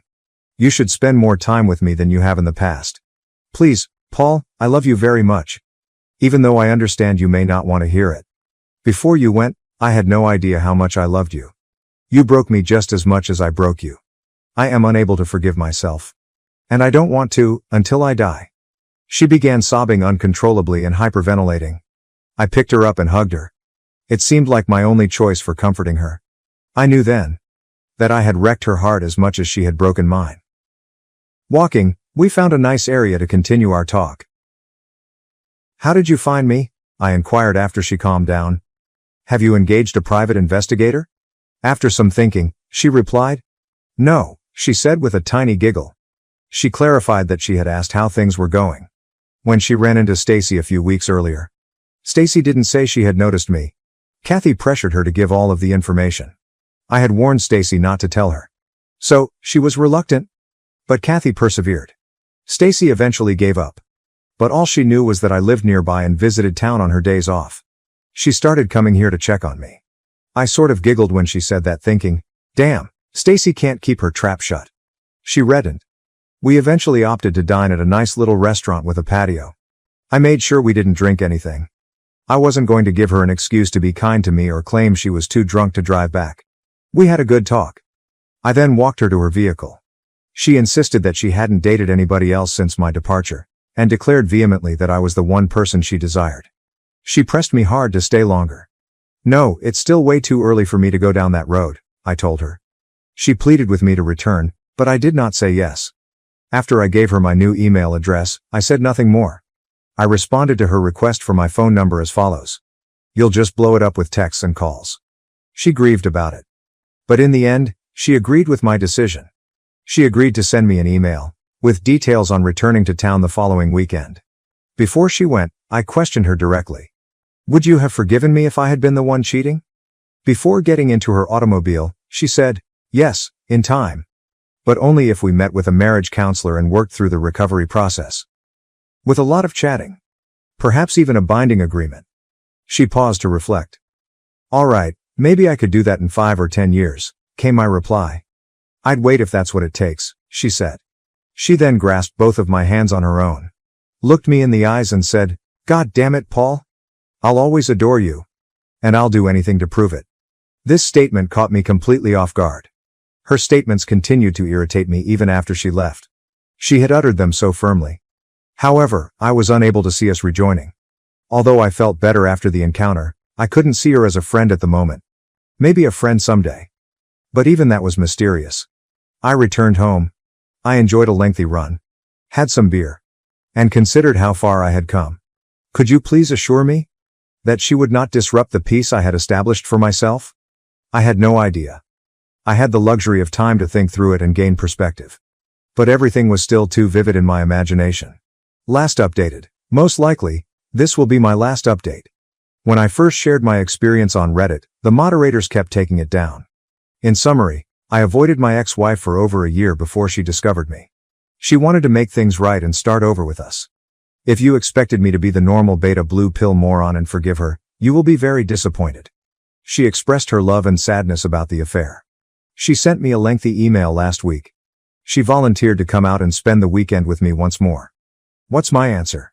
I silenced her. I told her I had no plans to make amends with her. I'm completely happy living alone, taking advantage of my remote location, and keeping it simple. At 32, I am not in a hurry to make changes. I have my own self-determination plan. And I've enjoyed the company of a few women and pals. I said that clearly in my email response. That I had no plan to reconcile, and declined to give her my phone number. I no longer know or trust you since you have made your bed. I wish the best for you. And perhaps we can become friends in the future. But not now. She was annoyed by my evasiveness, and answered in a telling manner. She admitted that she had accepted a job offer in another state. Her ultimate desire was for me to accompany her, believing that my remote work would make the transition easier. She wanted us to start again somewhere new. She wanted to visit me in person and try to persuade me. Because she was running out of time before the move. Fortunately for me, her time was up. Because I had a week of business trips planned. I'm relieved she'll no longer be in my life. She will soon realize that her time with me is over. But I still expect to receive a few more emails. She'll need to find someone else. And she might also cheat on them. To everyone reading this, make the best of your life, let go of the past. Give yourself the strength to carry on. Good luck, everyone. Thank you for watching. If you haven't subscribed already, please do so and press the notification bell to keep informed about more shocking real-life stories happening around you. I refused to be the family's default babysitter when they planned a vacation for Mom's 60th birthday without even asking for my opinion. I, 27 female, have spent the last 5 years advancing my career as a manager at Preston Technologies, one of Austin's fastest-growing tech businesses. While my younger sisters were beginning children, I focused on moving up the business ladder. Don't get me wrong, I enjoy my job and the route I've chosen. But sometimes I worry whether I missed something along the road. No husband? No children.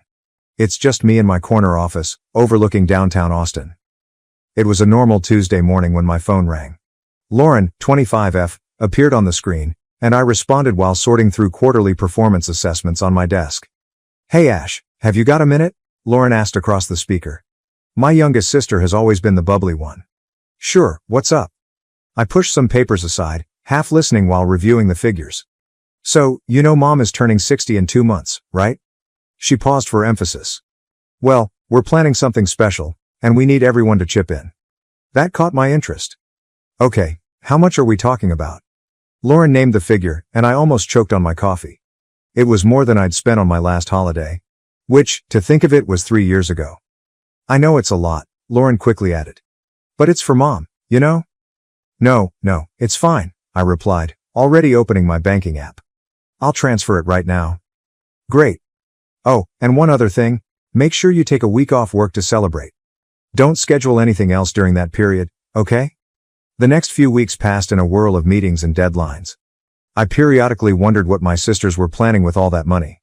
But anytime I inquired, they would dismiss me with ambiguous answers. Finally, work took over. Mom's birthday slipped into the back of my thoughts. Then came Saturday dinner. We all gathered at our parents' home. Mom and Dad, my sisters, Aunt Susan and her children Nathan and Daniel, my cousins, are with their families. The familiar pandemonium of a family supper surrounded us. Dad tells the same old jokes about Texas football. Mom is fretting about everyone's plates. The typical stuff. Lauren then dropped her bomb. So, she continued, pushing her grilled asparagus about her plate with studied casualness. We have finally organized everything for Mom's birthday. We're going to spend a week at Mountain Pine Resort in Colorado. The table erupted with enthusiastic discussion. Mom was beaming. Dad was already discussing visiting the slopes. And my sisters were talking about which ski lines they wanted to attempt. Why didn't anyone tell me earlier? I said, feeling excluded. I don't even have a ski suit, and there's barely any time to get one now. The table became too silent. Mother cleared her throat. And my stomach dropped before she opened her mouth. Actually, honey, she began with that tone she used to ask for a favor she knew I couldn't refuse. We were hoping you could do us all a huge favor and watch the kids while we're there. I looked at my family gathering around the dinner table, waiting for someone to chuckle. To say that all was a joke. But the stillness went on. Broken only by the faint clink of cutlery upon plates. You want me to watch the kids? I finally asked. All 5 of them? My mind began counting them off mechanically. Lauren's toddler, Noah. Isabel's baby child, Lily. Lucas and Anna are twins born to cousin Nathan. And Daniel's kid, Leo. 5 children under the age of 7. Well, you're so good with them, Mom exclaimed, as if it explained everything. They love their Aunt Ashley. I looked around the table again. I'm still hoping to see some comedy in someone's eyes. There was none. Just eager looks, waiting for my standard yes. But that's not fair, I caught myself saying. My voice sounded unusual to my own ears. I want to celebrate with everyone too. It's Mom's birthday. My middle sister, Isabella, 23F, sighed as she put down her fork. Come on, Ashley, you will be bored there anyway. It'll be noisy and crowded. Bored? I said again. How would you know if I'd be bored? Well, she said, exchanging eyes with Lauren. You're wonderful with the kids. They adore you. And let's be honest, you don't need a break from family life. I felt my chest tightening. What's that supposed to mean? Lauren jumped in. Her voice carried the condescending tone she had honed over the years. She just means that you do not have children or a husband to escape from, like the rest of us do. We need a break. You understand, right? The green beans on my plate blurred as I blinked away tears. I would not give them the gratification of watching me cry. Instead, I silently pushed back my chair and stood. Ashley. Mom's voice sounded concerned, but not enough to make me stop. Without saying anything, I grabbed my purse from the counter and headed for the door. Nobody tried to stop me. Nobody yelled out. The only thing I heard was Mom's voice floating from the dining room. Don't worry, she'll be a little offended at first, but she'll come around, she always does. As I proceeded towards my car, their voices faded behind me, already talking about ski slopes and winter gear. The evening air felt crisp against my face, helping to cleanse my mind. 10 years. 10 years of putting others first. Of being the accountable party. The reliable one. And this is what I received in return. The worst aspect wasn't the babysitting request. It was the casualness with which they believed I would agree. The way they organized this entire event without me. Using my money. My time, my vacation days. Without even asking. As if I were simply a resource to be utilized. Not one member of the family will be included. I spent half a night pacing around my downtown flat. Replaying every family meal, every holiday, every time I put aside my own needs to assist another person. The memories came flooding back. Each is taking on a new, darker meaning in light of tonight's events. At 16, I was cooking dinner as Mom helped Isabella with her homework. At 18, I turned down a spring break trip with friends to watch Lauren while our parents went on a weekend excursion. At 21, Isabella worked 2 jobs in college to help pay for her prom dress. Images kept coming, every year, sacrifice after sacrifice. Ashley, can you watch Noah for a few hours? Lauren's voice echoed in my mind. I really need a break. Ashley, would you mind taking the twins for the weekend? Nathan's familiar request came back like a broken record. Sophia's overwhelmed, and you're so good with kids. I had always answered yes. Always. Even though I had critical meetings the following day. Even though I was fatigued from my own work week. I took pride in being the reliable one, the responsible sister, the perfect daughter. I sank on my couch, the leather cool against my skin.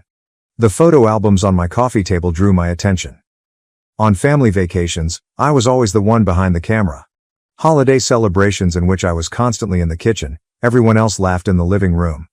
When was the last time somebody asked me what I wanted? It's not like you need a break from family life. Lauren's words kept replaying in my mind. As if my life, job, and decisions were somehow less valid, Because I was not married with children. As if all of my sacrifices meant nothing. Because they did not suit their idea of what was important. Sleep did not come easily that night. I tossed and turned, remembering how I'd worked through college with a scholarship. I was determined not to bother my parents financially.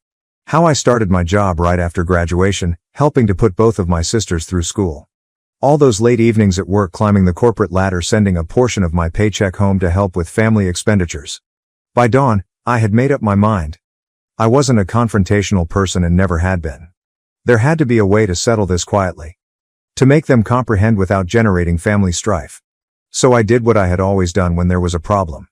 I attempted to solve it. I waited till an acceptable hour on Sunday morning to pick up my phone. Mom responded on the third ring. "Hi, Mom," I responded, my voice firm. I had been thinking about the resort trip.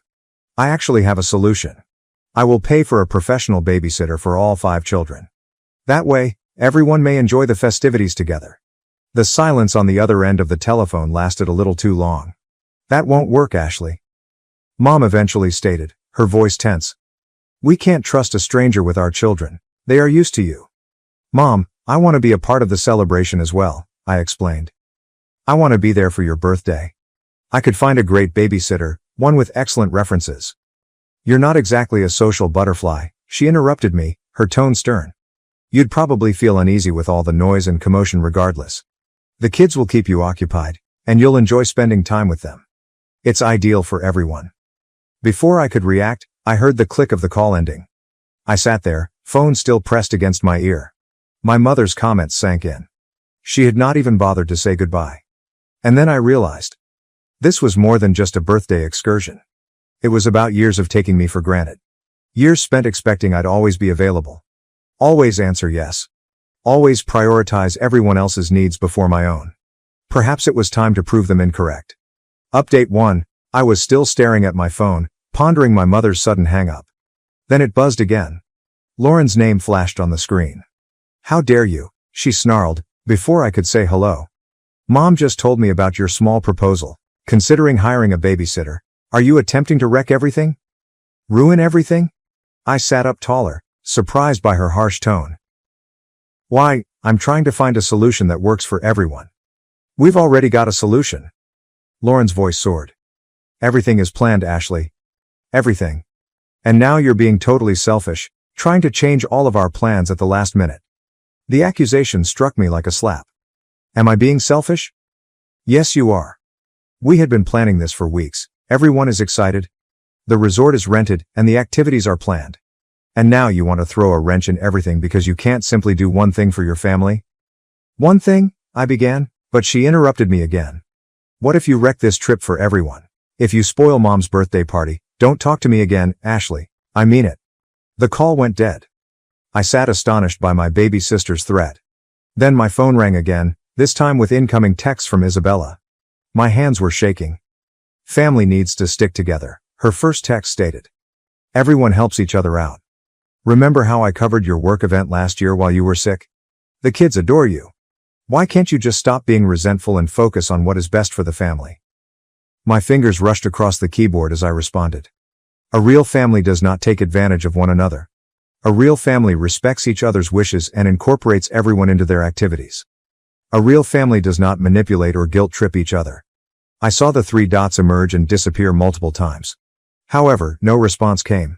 That's when something inside of me changed. Something clicked in place.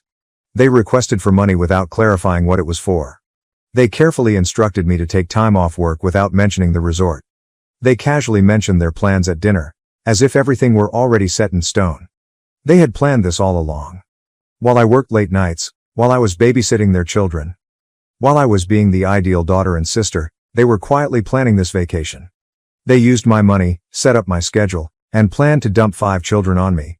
Not a single word was spoken. And now that I was not following their script, they tried every manipulation strategy they could think of. Guilt, threats, emotional blackmail. All to force me back into the box they'd made for me. Something peculiar happens when you finally see through the haze of manipulation. Suddenly, everything is crystal clear. I felt lighter than I have in years. The shame that had been dragging me down was replaced by something else. Determination. I opened my laptop and began searching. Within an hour, I'd reserved a beachside hotel in Florida.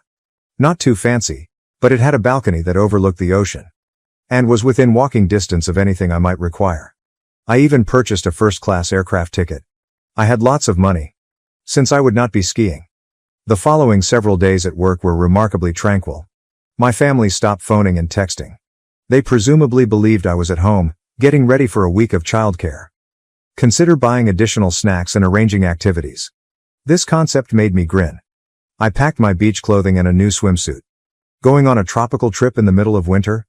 My coworker Janet inquired after seeing me check the Florida weather forecast. Sometimes you need to do something unexpected, I said. I was surprised at how amazing it felt to say those things aloud. The morning of my flight, I took one final look around my apartment. I'd cleaned everything scrupulously out of habit, I suppose. The refrigerator was empty, the windows were properly locked, everything is in excellent order, as always. Except for this time. I would not be available to answer any desperate phone calls for childcare. Aunt Susan's last message appeared as I was headed to the airport. The kids are really delighted to spend time with their favorite aunt. Do not disappoint them. I felt a sense of remorse. But then I recalled, they all sat there during dinner, smiling and nodding, while basically excluding me from my own mother's birthday party. The guilt subsided. Nathan provided a thorough calendar of the twins' medication schedules and allergies. Sophia responded with a list of their favorite eats and activities. Daniel reminded me that Leo requires a particular blanket for naps. Everyone assumed I was going along with their plan, despite my obvious resistance. As I waited at my gate, more texts came in. We're counting on you, Ashley. The kids are already packed. Don't forget Noah needs his stuffed dinosaur for bedtime. I've left detailed instructions about Lily's feeding schedule. I shut off my phone and put it in my bag. No social media, no email. There's no family turmoil. Just me, the beach, and a full week of freedom. Looking out the plane window as we took off, I thought of the turmoil that will emerge tomorrow morning. When they showed up to my empty flat, part of me felt horrible for the children. They were completely innocent throughout this. But perhaps it was time for their parents to step up and become actual parents, rather than depending on their convenient single sister as the default babysitter. For the first time in my adult years, I was choosing myself. And surprisingly, it felt right. As the plane rose higher, Austin slipped behind the clouds. And with that, the weight of everybody's expectations. I was finally free. Update 2. When I stepped out of the airport, the Florida air welcomed me with open arms. The palm trees swung with the air. Even from there, I could smell the salt of the ocean. My hotel suite was even nicer than the photographs. The balcony provided an excellent view of the limitless blue horizon. And I could hear the waves smashing on the shore. The first afternoon, I strolled barefoot on the beach, allowing the warm sand to squish between my toes. When was the last time I had done something like this? When was the last time I did something simply for myself? I swam in the hotel pool. Read a book without interruptions. We ate dinner at a small seashore restaurant. Nobody needed me to cut their food or clean up messes. I watched the sunset from my balcony, sipping a glass of wine, without a single care for nighttime or morning schedules. My final morning in Florida, I relished my last minutes of tranquility. I knew I'd have to switch my phone back on eventually, face the chaos I had left behind. But I wasn't expecting what I found. When my phone eventually started up, it started buzzing nonstop. Messages. Voicemails. I missed calls. There are hundreds of them. The timestamps showed they started exactly 1 week ago, early in the morning. My hands trembled slightly as I began to browse through them. The first messages came from Lauren. Where are you? We're outside your house. Then Emma. Ashley, open the door. The kids are getting restless? Nathan. Hey, we brought Lucas and Anna like planned. Are you home? Daniel. Ashley, what's going on? Leo's asking for his aunt. As I read through the messages, I could see the scene perfectly. My sisters and cousins stand outside my empty house, with 5 confused kids. Their suitcases are packed for the resort. Their meticulously crafted plans are crashing around them. The tone of the communications altered rapidly, from bewilderment to panic. Ashley, this isn't funny. Where are you? Pick up your phone. What are we supposed to do with the kids? You can't just disappear like this. Then rage set in. Lauren's messages became nasty. You selfish witch? How could you do this to us? Isabella wasn't doing any better. I can't believe you're so immature. You ruined Mom's birthday. Aunt Susan's messages caused me to cringe. I had never seen her use that type of language before. Mom's messages began later in the day. I'm very disappointed in you, Ashley. I never thought you'd be so selfish after everything we've done for you. Dad, who rarely texted, sent only one message. Your mother is crying. I hope you're happy with yourself. The voicemails were terrible. I could hear the rage, disappointment, and accusations in their voices. Messages from extended family members I had not spoken with in months suddenly appeared. All of them condemned my actions. You've always been so reliable. How could you do this to your own family? Those poor children. You've ruined everything. I sat in my calm hotel room, reading message after message, finding out what my relatives thought of me. I eventually quit being their handy solution. The words they used. They nicknamed me by these names. They made assumptions about my character. It was like meeting a completely new family, one who has been hiding behind artificial grins, and casually asks for favors. Without addressing any of them, I packed my bags and went to the airport. It was time to head home. But I wasn't the same Ashley who had gone a week before. Ashley might have apologized. You might have felt guilty. Perhaps they sought to make amends to everyone. But Ashley was gone. I had just finished unpacking my beach clothing. I heard a violent beating on my front door. Before I ever got to it, I heard a key spinning in the lock. I gave my mother an emergency key years ago, just in case. They rushed in like an angry storm. Mom leads the charge. Lauren and Isabella are surrounding her flanks. All of them had red faces and furious eyes. The serene mood I had developed in Florida vanished abruptly. Update 3. Do you have any idea what you've done? Lauren yelled and stepped forward. You ruined everything. Everything. I stood my ground.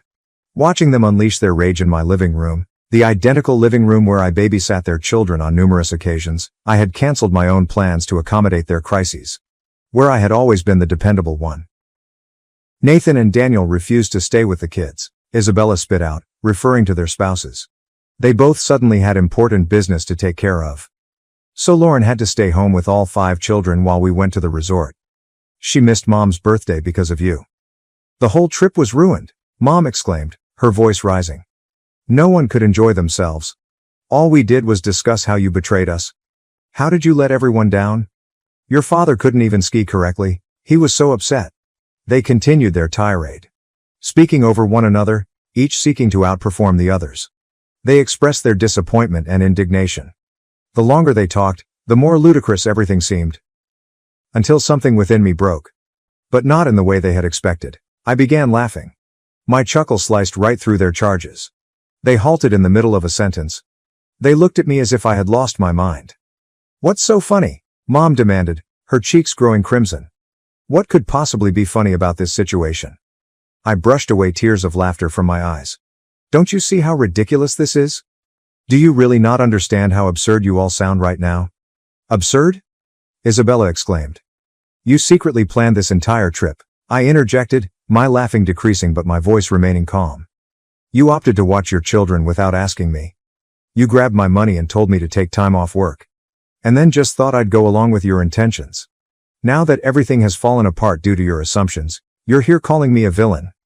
But you've always helped before, Mom remarked, her voice smaller and perplexed. You've never said no. And that's exactly the problem, I interjected. Because I constantly assisted, you started taking advantage of me. You stopped seeing me as a daughter or sister and instead saw me as free childcare. You stopped thinking about my feelings, plans, and life. That's not true, Lauren argued, but her voice was unsure. Really? I asked, raising an eyebrow. So, why didn't you include me in the planning? Why didn't you ask whether I wanted to go to the resort? Why did you imagine I would be content to stay behind with 5 children while everyone else celebrated? I observed their expressions, trying to see any awareness or understanding of how they treated me. Instead, I noticed their expressions hardening. You're being selfish, Mom replied, her tone icy. You wrecked my birthday and damaged your sisters. You have disappointed the children. This is not how I raised you. No, Mom. You're the ones being selfish. This entire situation is your fault, not mine. Mom drew herself up to full height, her visage stone-like. If you feel that way, perhaps I no longer have a daughter named Ashley. If that's what you want, Mom, I responded gently. Then so be it. It had been 6 weeks since the final encounter in my living room. 6 weeks of silence. broken only by the occasional post in which one of my family members makes another barely disguised statement on social media.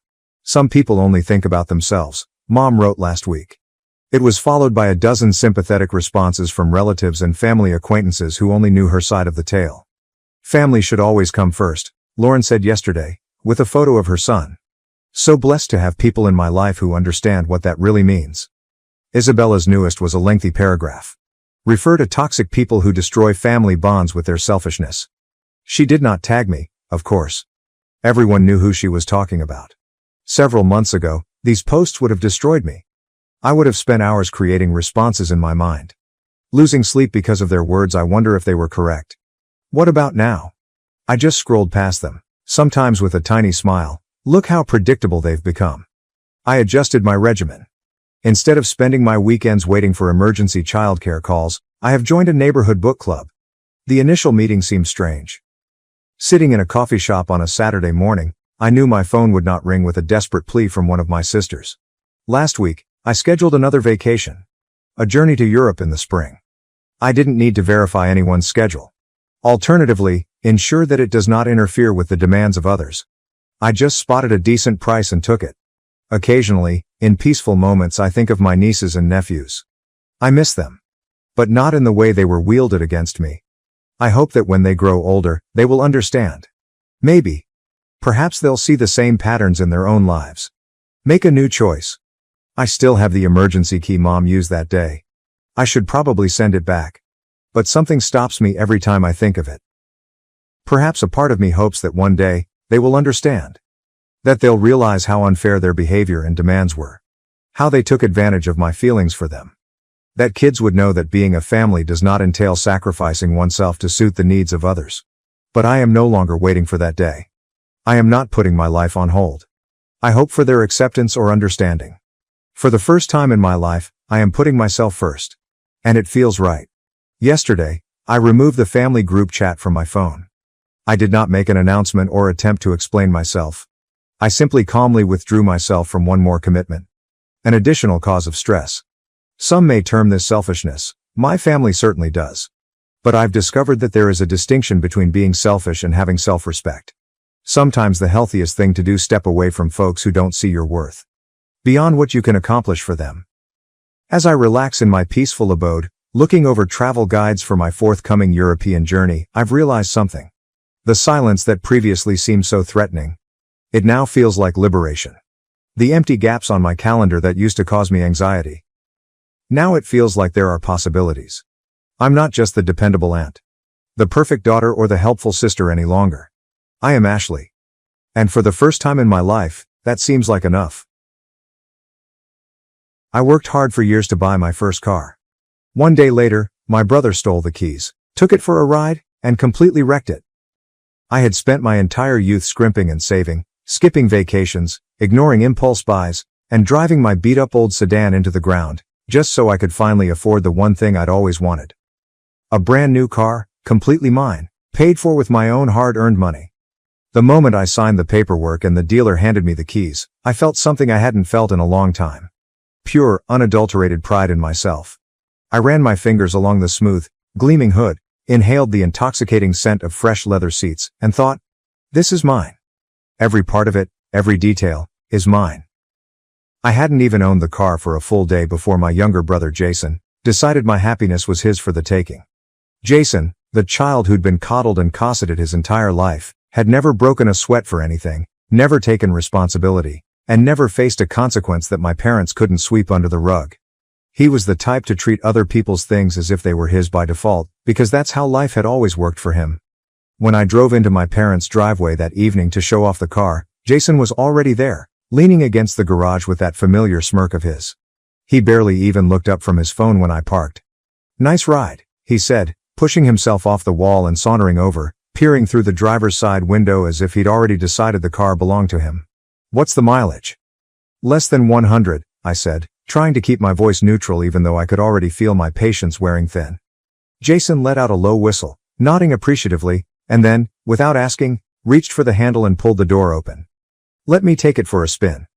I immediately lunged to slam the door shut before he could climb in, shaking my head firmly. No way, I just got it. You're not driving it? Jazz rolled his eyes, as if I'd just told him he couldn't borrow $1. Oh, come on, Emily, don't be such a control freak. It's just a car. Exactly, I retorted. It's just a car that I busted my ass to buy. You don't get to just take it. But Jason was never the type to hear no and accept it.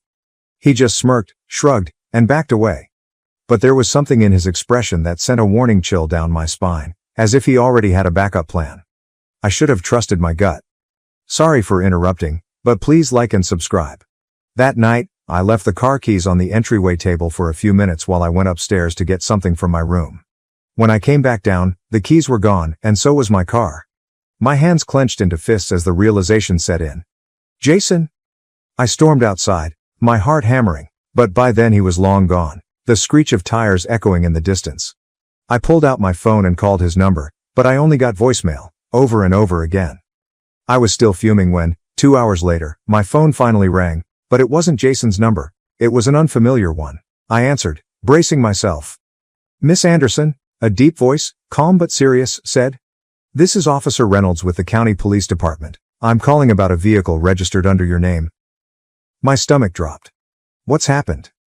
There's been an accident. A pause. The driver is unharmed, but the vehicle sustained significant damage.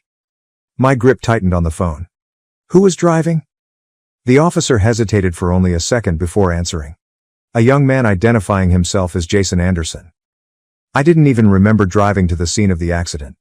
One moment, I was standing in my parents' entryway, gripping my phone with white knuckles. The next I was pulling up behind flashing police lights, my pulse a steady drum of rage. And there he was, my brother, standing next to what was left of my brand new car, arms crossed, looking utterly unfazed. The front bumper was destroyed, the hood crumpled, and one of the headlights was shattered.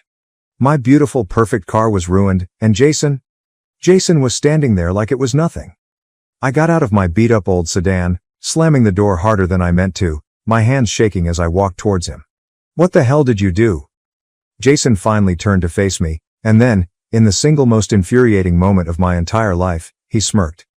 Tough luck, he said, shrugging as if he'd just dropped my ice cream cone, not totaled my car. But hey, don't freak out. Mom and Dad will make you forgive me. I felt those words hit me like a slap in the face. Mom and Dad will make me forgive him. It wasn't an apology. It wasn't even an acknowledgement of what he'd done. It was a smug, arrogant declaration that no matter how angry I was, no matter how much damage he'd caused, it wouldn't matter, because my parents would smooth things over, just like they always did. I took a slow, measured breath, forcing down my rage, my hands clenched at my sides, my pulse thundering in my ears. That was the moment something inside me snapped. I wasn't going to let him get away with it this time. Not this time. Has your sibling ever thought they could get away with anything? Tell me in the comments. I'm done leaking. I woke up the next morning with a splitting headache, my body still tense with the sheer frustration of the night before. My mind replayed every detail of that awful encounter at the crash site, my brother's smirking face haunting me like a nightmare that refused to end. My car, the brand new, hard-earned car, was gone, destroyed in an instant by someone who had never worked a day in his life, someone who had never faced a single consequence, someone who genuinely believed that my anger was nothing more than an inconvenience to his day. I knew, even before I stepped out of bed, that my parents would be calling me, that they'd demand a conversation, that they'd try to smooth this over like they always did, as if Jason's actions were just another minor mistake that we could forget about if I'd only be reasonable like a good daughter should be. Sure enough, the moment I checked my phone, I saw 3 missed calls from Mom, 2 from Dad, and a text message from Jason that was so arrogant, I had to read it twice to believe my own eyes. Stop being dramatic, Em. It's just a car. Mom and Dad said they'll sort it out, so stop acting like it's the end of the world. No apology, no remorse, not even the slightest acknowledgement that he'd done anything wrong. Just pure entitlement dripping from every word, as if the real problem wasn't that he'd stolen and wrecked my property, but that I had dared to make a big deal out of it. I swallowed my rage, forcing myself to breathe slowly, reminding myself that getting worked up over a text message wasn't going to help me right now. Jason was always like this, and I knew exactly where he'd learned it. I drove to my parents' house. My knuckles were white as I gripped the steering wheel of my ancient backup car. My stomach churned with a mixture of anger and weariness, already knowing exactly how this conversation was going to go. I walked in without knocking, dispensing with pleasantries, finding my parents sitting stiffly at the kitchen table, their expressions a perfect blend of forced concern and thinly veiled exasperation, as if I was the problem here, as if my reaction was what needed to be fixed. Jason sat slumped on one of the chairs, scrolling through his phone, looking completely unbothered, as if he was waiting for this whole thing to blow over so he could get on with his life, while I was left to pick up the pieces of what he'd ruined. My mother sighed heavily, setting down her coffee cup as if she was already exhausted by my presence, rubbing her temples as if she was the victim in all of this. "Emily, honey, we need to talk about the situation. Because this anger you're holding on to isn't healthy for anyone." I felt something cold in my chest, something quiet but dangerous, a slow-burning fury that I'd carried for years but had never fully allowed myself to acknowledge until now. "My anger?" I repeated, my voice strangely calm, my hands resting on the back of an empty chair, gripping the wood so tightly that my fingers ached. "You think my anger is the problem here?" My father let out a long sigh, exchanging a quick glance with my mother. Their silent communication made it painfully clear that they were united in this, that their decision had already been made before I'd even walked through the door. "Sweetheart," he said, his voice dripping with condescension, as if I were a child throwing a tantrum over a broken toy. "It's just a car. Jason didn't mean to crash it, and we don't think it's fair to punish him so harshly for something that was clearly an accident." I felt something inside me snap, something that had been held together by sheer force of will for years, something that had been stretched and pulled and torn one too many times. "He stole it," I said, my voice flat, devoid of emotion, because if I let myself feel anything, I knew I would explode. I told him no. He took my keys anyway. He stole my car, wrecked it, and then smirked at me because he knew you'd cover for him, just like you always do. Jason sighed dramatically, finally looking up from his phone, rolling his eyes as if the entire conversation wasn't worthy of him. "Jesus, Em, you're acting like I murdered someone," he muttered, shaking his head, his arrogance radiating from him in waves. "I messed up, okay? Get over it?" My mother reached out, placing a gentle hand on mine, her eyes pleading, her expression carefully crafted into something that looked like love but was really just manipulation wrapped in a prettier package. "Emily, he's your brother," she said softly, tilting her head as if she was speaking to a toddler in need of correction. "I know you're upset, but family forgives, sweetheart. That's what we do. We forgive each other." I stared at her, at the sheer audacity of those words, at the way she had so effortlessly placed the responsibility on me to fix what Jason had done, as if my feelings were an inconvenience, as if my hard work meant nothing, as if my sacrifices didn't matter, as long as Jason was happy. I realized in that moment that I had spent my entire life being conditioned to accept this treatment, to believe that my needs came second, that my anger was unjustified, that my pain was something I had to swallow quietly for the sake of keeping the family peace. But I wasn't that person anymore. I wasn't going to let them guilt me into submission this time. So, I did something I'd never done before. I smiled. It was small, just a flicker of amusement, but it was enough to make my mother pause, enough to make Jason glance at me with something almost resembling suspicion. "You know what?" I said, my voice light, my expression deceptively calm, because I'd already made up my mind. "You're absolutely right, Mom. Family forgives, and I don't want to hold on to this anger anymore." I watched as relief flooded their faces, as Jason's smirk returned, as they all leaned back in their chairs, convinced that they'd won, that they had successfully broken me down into the version of myself that they preferred. But they had no idea what I was planning. They had no idea that behind my pleasant smile and my easy agreement, I was already putting things in motion. I was going to make Jason pay for what he did. He just didn't know it yet. I had spent my entire life being told that family comes first, that forgiveness is a virtue, that holding grudges only leads to bitterness. But as I sat in my car outside the insurance office, gripping the steering wheel so tightly my knuckles turned white, I realized that those rules had only ever applied to me. Jason had never been expected to forgive or compromise or sacrifice, because Jason had never faced real consequences. Not once. Not ever. Not in all the years he had coasted through life on a wave of other people cleaning up his messes. But that was about to change. And for the first time in my life, I wasn't going to be the one left picking up the pieces. When I walked into the insurance office, the air conditioning blasted against my skin, a stark contrast to the fire simmering in my chest, the calculated rage that had been fueling me since the moment Jason had sneered in my face and told me our parents would make me forgive him. The woman at the desk barely looked up as she typed something into her computer, her voice clipped and professional as she asked how she could help. I took a deep breath, steadying myself before speaking, knowing that once I set this in motion, there would be no going back. "I need to file a claim for my car," I said, keeping my tone even, my expression carefully neutral. She nodded, clicking a few more times before glancing up at me. "Was it an accident?" Do you have a police report? Yes, there's a report, I said, my pulse steady, my decision unwavering. And I need to report it as unauthorized use. That made her pause. She blinked once, tilting her head slightly as if trying to determine whether she'd misheard me. Unauthorized use, she repeated, her voice laced with a note of curiosity. Are you saying your vehicle was stolen? I could have said yes, but I knew better than to lie outright, especially when the truth was just as damning. I never gave permission for him to take it, I clarified, choosing my words carefully, making sure there was no room for misinterpretation.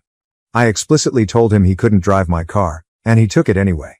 That's theft, isn't it? The woman hesitated for only a second before nodding slowly, typing something into her system, her gaze flicking towards the screen as she read through what I assumed were company policies on situations like this. If you can provide proof that you denied him permission and he took the vehicle regardless, then yes, this qualifies as unauthorized use. I reached into my purse, pulling out my phone, my fingers moving swiftly as I pulled up the text messages from Jason, the ones where I'd told him no, the ones where he'd laughed it off like my words meant nothing. I turned the screen towards her, watching as she read over the messages, her eyebrows raising slightly before she nodded again. This should be sufficient, she said, her voice now purely professional, her fingers moving over the keyboard with precision. Since you're filing for unauthorized use, the liability will not fall on you, it will transfer to the driver. The liability would transfer to Jason. The reality of it sank in slowly, like warm honey drizzling over the cold steel of my fury, coating it in something rich and satisfying. Jason, who had spent his entire life escaping responsibility, was finally going to have to answer for something. Jason, who had laughed in my face and told me I would have to forgive him, was about to learn what it felt like when the world didn't bend to his will.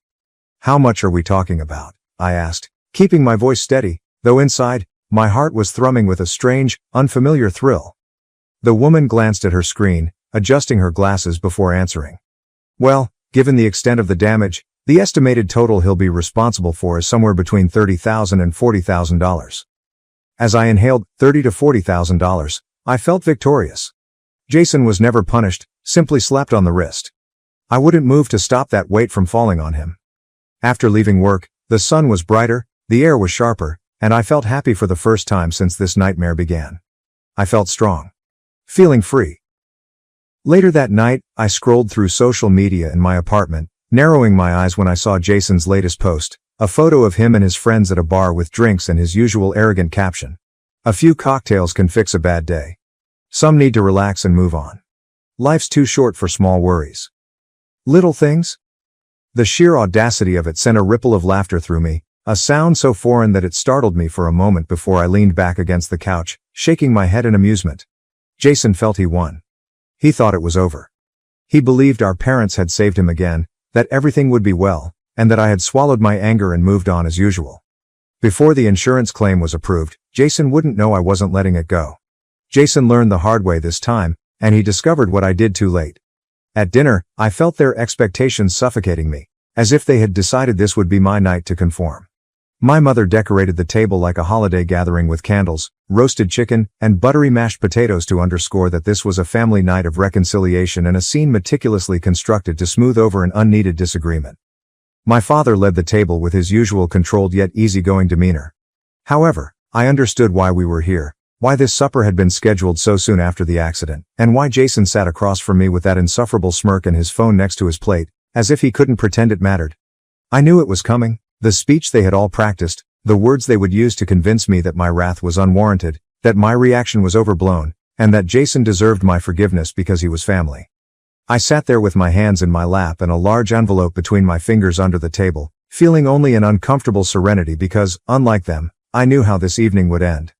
Jason spoke first, his voice dripping with adolescent arrogance, his remarks condescending, and his smirk growing as he sat back in his chair, arms crossed over his chest. Have you calmed down? Or are you still having a tantrum about a foolish car? I didn't notice the comments since I anticipated him to make a joke and try to make me look crazy in front of our parents. I tilted my head, giving him a weak, unreadable smile, watching as his confidence grew in the face of what he thought was submission, and my parents looked happy, thinking they had won. Emily, sweetheart, I know this has been a stressful situation for you, but we really need to put this behind us as a family, my mother said with a dramatic sigh, sounding exasperated but gentle, as if she were the only one with the patience to deal with me. Jason made a mistake, but your anger won't help. My father, ever the voice of reason and always level-headed and realistic, nodded as he carved his chicken without glancing up from his plate. Emily, life is too short for this. The car is just a car. Things can be replaced, but not family. Jason seemed to enjoy my apparent defeat, his ego growing with each passing second and his sneer getting more unpleasant. He swirled his fork, seeming to frown. Seriously, calm. I swear you always overreacted and exaggerated. I crashed a car, not your life. You'll heal. After he laughed, my mother comforted me across the table, and my father nodded in approval of Jason's words. I cautiously removed the envelope from under the table and presented it to Jason. All three stopped when thick paper touched polished wood. Jason hardly looked up, shaking his head and rolling his eyes like I was being dramatic, like whatever I was about to do couldn't possibly be worth his time. Is this an angry letter about how I injured you? Read it, I said simply, my voice even, my expression unreadable. My tone must have grabbed his attention because, for the first time that night, his delight diminished and his smirk faltered as he hesitated before tearing open the envelope. After pulling out the papers and scanning the phrases across the top, his face lost color so quickly that it was almost delightful to watch, almost poetic in its irony. I watched in silence as his hands tightened around the pages, as his mouth opened and closed without sound, as his entire posture shifted from smug arrogance to quiet dawning horror. My mother frowned, confusedly staring between us, tightening her fingers on mine. Emily, what's this? Jason muttered, wrinkled documents in his hand. You did what? I sipped my wine, letting the stillness make them uncomfortable and weigh Jason's shoulders before speaking softly and politely. Brother, the insurance report is final. The one that officially declares you guilty. Tension suffocated the air instantaneously. The truth hit my parents. My father looked up from his plate, his fork frozen halfway to his mouth, his eyes sharp and calculating, trying to figure out how Jason had gone from untouchable to accountable. My mother removed her palm from mine and glanced through the papers in despair, her breath quickening as she read the black ink numerals. For the first time, Jason looked afraid, and I was more pleased than ever. Jason pulled back from the table, shaking the cutlery, and his chair scraped loudly across the floor. He gasped, his face contorted in surprise and rage, and his hands crumpled the insurance paper. He remained there, his chest rising and falling, glaring at me with something that seemed almost like betrayal, as if I had wronged him by refusing to roll over and accept what he had done, as if my boldness in forcing him face the repercussions of his actions was the actual. His voice was low and wrathful when he spoke. Emily, this isn't funny. Tell me you're kidding. I waited to respond, watching his face flash worry and looking from me to our parents like he expected them to intercede before things got out of hand. My mother's lips were slightly parted, her fingers held her blouse, and her gaze darted around the documents in front of her, looking for a way out or information to end this. Always calm, my father breathed deeply and placed his palms on the table. Though steady, his voice was dangerously close to frustration. Emily, he murmured, his gaze piercing and weighted with expectation, as usual when he wanted me to fold. This is too far. That sibling retribution is severe and vengeful. Jason chuckled bitterly, raking his fingers through his hair as he left the table and paced like a caged beast, shaking his head in bewilderment. This is ridiculous, you're ruining my life over a car. I leaned back in my chair, arms crossed across my chest, expressionless, voice calm. No, Jason, I won't wreck your life, I won't clean up your trash this time. My mother inhaled sharply, her hand flying to her chest, as if I had physically struck her, her eyes wide with disbelief, as if she couldn't believe I was refusing to play the role she had assigned me since childhood. The responsible one, the one who forgave, smoothed things over, and sacrificed so Jason never had to. Sweetheart, this is going to follow him for years, she muttered, shivering, her fingers closing around the papers as if to erase them. The financial load of insurance claims can ruin a person's credit, future, and ability to... Mom, I interjected, my voice harsher, my tolerance eroding, my hands pressing against the table to prevent erupting. So he can coast through life without consequences. So he can take everything he wants without bothering about others. To keep letting you and Dad shield him from reality. Jason smacked his hands into his chair back, lips gritting, body so tense I thought he would break in half. He exclaimed, "You're honestly acting like I killed someone," his eyes burning and voice quivering. "My error. Your car was stolen and wrecked. I was a jerk about it. I realize what happened, but you..."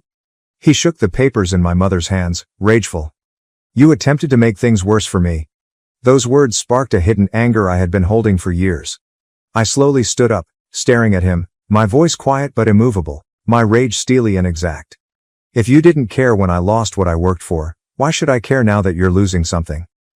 The words hit him harder than I expected, knocking the breath from his lungs, his expression momentarily faltering, a flicker of something almost like regret flashing across his face, but it was gone just as quickly, buried beneath layers of entitlement, of anger, of the unwavering belief that I was the one being unfair.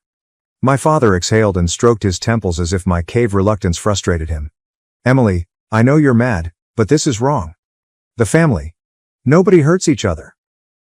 Shaking my head, I laughed sourly with crossed arms. None of us hurt each other? Dad, that's amusing because you let Jason hurt me. Jason scowled and grabbed his hair like he was pulling it out.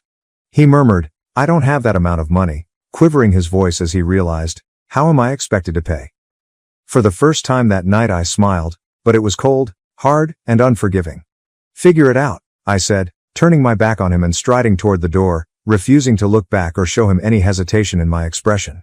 My mother yelled after me, pleading with me to think this through, be sensible and not tear the family apart, but I didn't stop, turn, or delay. Jason stole from me and would return it for the first time, like it or not. I could imagine Jason pacing in his overpriced apartment, running his hands through his hair, calling our parents every hour to fix this, just like they had fixed everything else for him, never considering that maybe this was too much. Days passed, but Jason didn't call, text, or try to reach out.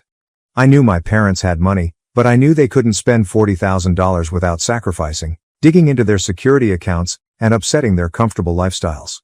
I know my parents dislike discomfort. When Jason arrived at my flat, I recognized him without looking through the peephole. My assumptions were confirmed by the violent hammering on my door, the impatient huff of breath from the other side, and the whining through the wood. I waited to answer, letting him simmer, letting the stillness make him worry if I would even acknowledge him, and letting him feel my rage and powerlessness when he stole my car and smashed it without consideration. When I answered the door, I saw him looking disheveled with larger circles under his eyes, his normally confident posture somewhat stooped, and his fingers twitching at his sides, like he was barely keeping himself together. I leaned against the doorframe, crossed my arms, arched an eyebrow, and looked neutral. Something wrong, Jason? His jaw clenched at my words, his eyes burning with something dark, frightening, and like a last-ditch attempt at control. You must undo this, he said in a quiet, anxious voice. I don't care what you want, remove this. I breathed calmly through my nose, shaking my head slightly, my countenance consistent and my patience non-existent. It's done, I said calmly. You'd need a lawyer and $30,000 to fight it, and we know you don't have either. For a fleeting second, I saw something in his face shatter, a tiny fracture in his lifelong map of confidence, a flare of pure, unfiltered panic he couldn't control. As swiftly as it emerged, it was gone, replaced by wrath, resentment, and his usual protective attitude when things went wrong. The loud, bitter chuckle came as he ran both hands through his hair before lowering them to his sides, shoulders strained, breathing irregular. You hate me so much? He demanded, his voice increasing and his composure eroding. You really believe I deserve my life destroyed over a car? I inclined my head, eyeing him with a chilly, detached, and apathetic enjoyment. Jason, you wrecked my automobile without thinking. Why should I worry about damaging your bank account? He clenched his fists, flared his nostrils, shook with rage, and cried out in despair. This is unjust, Emily. You're punishing me for something minor. Okay, my error. And foolish error. Your actions are evil, premeditated, and insane. I felt my lips twitch, not quite a smile, not quite anything at all, just a small, satisfied acknowledgement of the irony of the moment, of the way Jason was finally experiencing something he had never once considered before. Accountability. You'll figure it out, I muttered, shifting my weight onto one foot and speaking gently, almost dismissively. You always do that? Jason had nothing to say for the first time in his life when his phone buzzed in his pocket before I could close the door. I saw his expression change into fear, his fingers trying to get it out, and his eyes scanning the screen with uncertainty and dread. Leaning nonchalantly against the doorframe, I saw his expression darken, jaw tighten, and fingers hold the phone so firmly that his knuckles turned white. What's wrong, Jason? His mouth opened slightly, like he wanted to say something, but no words came out, just a sharp, uneven breath, just the sound of his own world crumbling around him, and I knew in that exact moment that he had finally gotten the message I had been waiting for him to receive. The one from his employer, informing him that his reckless behavior had raised concerns, explaining that his recent promotion was now being reevaluated, and making it clear that Jason was totally alone for the first time. I didn't wait for him to look up at me, see his complete understanding, or hear his pitiful justification or desperate appeal.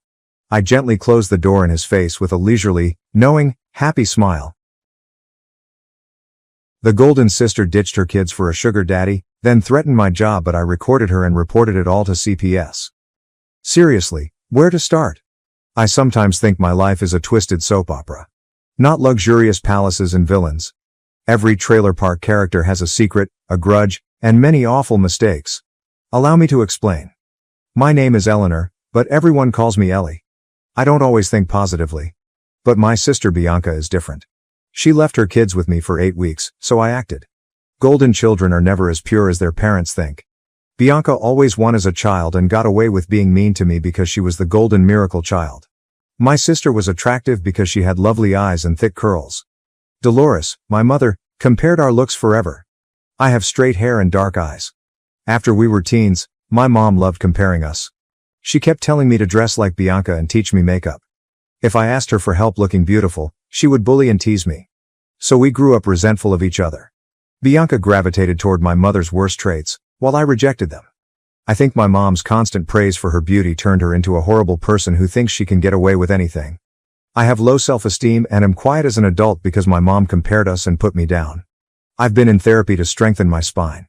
Even though it's hard for me to stand up for myself in my relationships for the first time, I feel like my family screwed me up.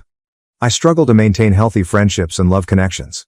After learning the truth, my parents told me to let bygones be bygones, and not even Bianca was given out.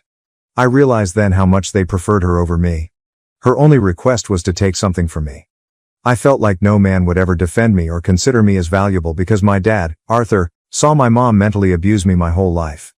Being the ugly sister meant I had no social life and spent all my time studying. I graduated high school with a 4.0 and got a full ride at my top university, which was great because my mom told me the night before I started high school that she was paying for Bianca's college since she was the oldest, but I would have to pay for community college. I cried and asked her why she didn't love me as much as she loved Bianca, and she said she did, but I spent all day excited to tell my parents about my scholarship. I suppose I was glad to have something Bianca didn't. My parents didn't mind her partying and getting bad grades in high school, and she only went to college because they could afford it. Her grades were so bad she wasn't going to a good one. After I told my parents about my scholarship, Arthur said nice job, and my mom didn't look up from her phone or respond. She ignored me for a week. I tried to ask her why she was furious at me for getting a college scholarship, but she ignored me and went into another room. Her hatred for me winning a scholarship when most parents would be thrilled was extreme. Why am I messed up and resenting her? Whatever. I realized how alone I was and how much my family wanted me to feel secluded then. Why did my mom hate me for life and make me hate myself? One of my darkest days was when I earned my scholarship and wept myself to sleep, accepting that I would never have a family who loved me like Bianca. I hated her for it. That night, I journaled my life goals until sunrise. It relieved the sting, but I still carry that mess. Instead of throwing myself a pity party and begging my parents for love and attention, I would focus on my studies as I always did and give myself something they couldn't. Stability, independence, intellect, and education. I graduated with honors, interned for a great company right out of college, and when I got home for the holidays, I would tell my family how I was doing and get occasional praises from extended family, but my parents never acknowledged or congratulated me on my adult accomplishments. I knew telling my mom about my high position at work or my salary would make her hate me more, but I told my dad, Arthur, and one year he said he was delighted.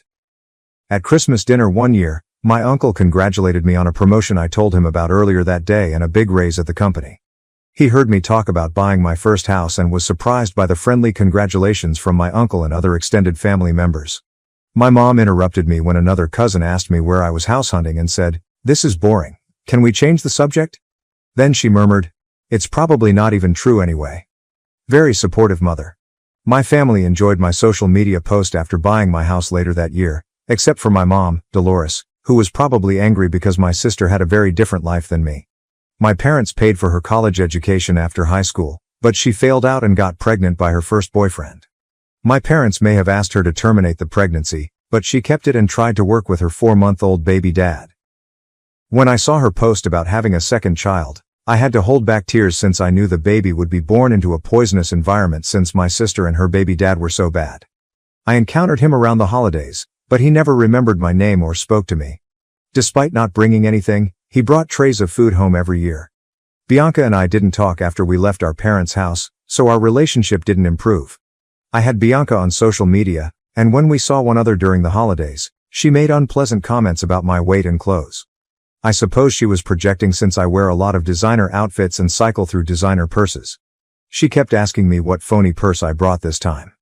I rolled my eyes so hard I thought they would come out when she looked me up and down and said, "I see you're dressed up again, like the stuck-up bitch you are."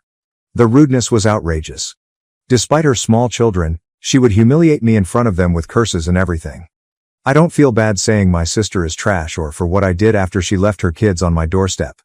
After a long work week, I was relaxing in my house one weekend morning when my doorbell rang. My sisters, Daniel, 10, and Samuel, 7, were waiting on my front porch with overnight bags. They told me their mom was on vacation for 8 weeks and that I was watching them. Since my nephews were cool, quiet, and puzzled, I let them inside while I called my sister. Bianca ignored my first 10 calls, but I persisted until she answered. I told her I wouldn't watch her kids and would call CPS if she didn't pick them up right away. She dropped a bombshell while I was Googling CPS on speaker. After she threatened to contact my job and tell them I wasn't taking my bipolar medication and fire me, I hung up and thought about what to do. Stress made me think my skull might burst. A month later, I was going to Australia to visit my long-distance boyfriend Oliver. I have no idea who to call other than my mom, Dolores, and she usually sided with my sister, so I shouldn't have been surprised. I told my mom that my sister hadn't even dropped off her kids, and she stated they were old enough to come to my house alone.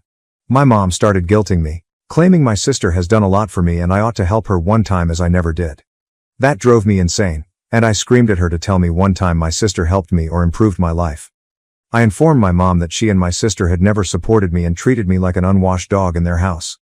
If necessary, I requested my mom visit me so I could leave her in my house while I flew to Australia as my nephew's caregivers.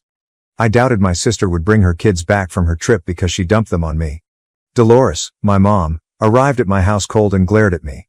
In my living room, my mom informed me I was being a horrible sister again and lectured me on family support. I ignored my mom's gibberish and questioned what kind of trip my sister was on that was so essential that she would neglect her kids and leave them with someone who hated her. I told my mom everything seemed unusual and suspicious, and my sister abandoning 2 tiny kids for 8 weeks felt improper. I wanted the truth if I was participating without consent. Mom's face changed, and she said my sister wasn't on vacation. Her sugar dad flew her away. I laughed thinking she was joking, but she was serious. Because I was emotionally exhausted, I freaked out on my mom and asked how she could be okay. I told her she had a loser daughter who departed the country to see a sugar daddy instead of working to support her kids. Mom countered me and defended my sister again. Even if I had a lot of money or a beautiful house, I would always be the ugly duckling compared to Bianca, born ugly and dying ugly. I had to stop myself from seizing her shirt and shoving her out of my house after she said that. I yelled at my mom to leave, but she refused, and when I tried to get her out, she pushed me into a coffee table with one of my favorite vases, which Oliver gave me the last time he visited. I got DoorDash for everyone and let them watch movies and play video games in my living room until they passed out. When I finally reached her, I yelled at her for ruining my life and mentioned CPS again. Bianca laughed sinisterly over the phone and told me I could watch her kids or lose my job. She said I was nothing without my job and would be a loser without it. This hurt because it was true. I had a degree and a good resume, but I associated it with my work success and would do anything to keep it. I cried and asked my sister why she despised me and left her kids for a sugar daddy. She suggested she could make millions from a sugar daddy in 2 months, so I didn't care. She was probably attempting to break me down and make me feel tiny, so I gave up. Actually, it was functioning. After a final threat of contacting my employment, my sister hung up on me, and I broke down in tears again, realizing I had no power over her. In private upstairs, I called my sweetheart, Oliver, while my nephews watched a movie in the family room. I cried and told him everything after my nephews were left on my porch. I sobbed as I told him about my sister's threats, my mom's hatred, and how she trapped me. My partner, who lives across the world, made me feel loved and supported and was my only ally. He said my sister was maybe committing multiple crimes by abandoning her kids and intimidating me with professional blackmail and needed proof. He recommended me to call my sister again and urge her to repeat her warning concerning the fake medical claims, but secretly record the conversation as evidence. Oliver knew about my background with my sister and my parents and said my sister was definitely unstable and could act on her threat at any time, so I should prepare. I was terrified, but he was right. I knew my sister was insane more than anyone, so I followed his plan while being emotionally overwhelmed. Still, I wanted my nephews to feel safe and cared for. I understood what it was like to be a child in an unwanted household, and I didn't want to make these innocent little guys linked to me feel that way. I played a multiplayer video game with them downstairs and enjoyed it. When I learned how to play first-person shooters, they were shocked and laughed as I killed after kill. After a hectic weekend, I wasn't expecting to bond with them, but when we ordered pizza and competed to eat the most pepperoni, I found I adored the two tiny guys. They were unlike their mother. Even though I knew my sister couldn't have been a good mom, they were both polite and sweet, hilarious little guys, even though it took them a long time to open up.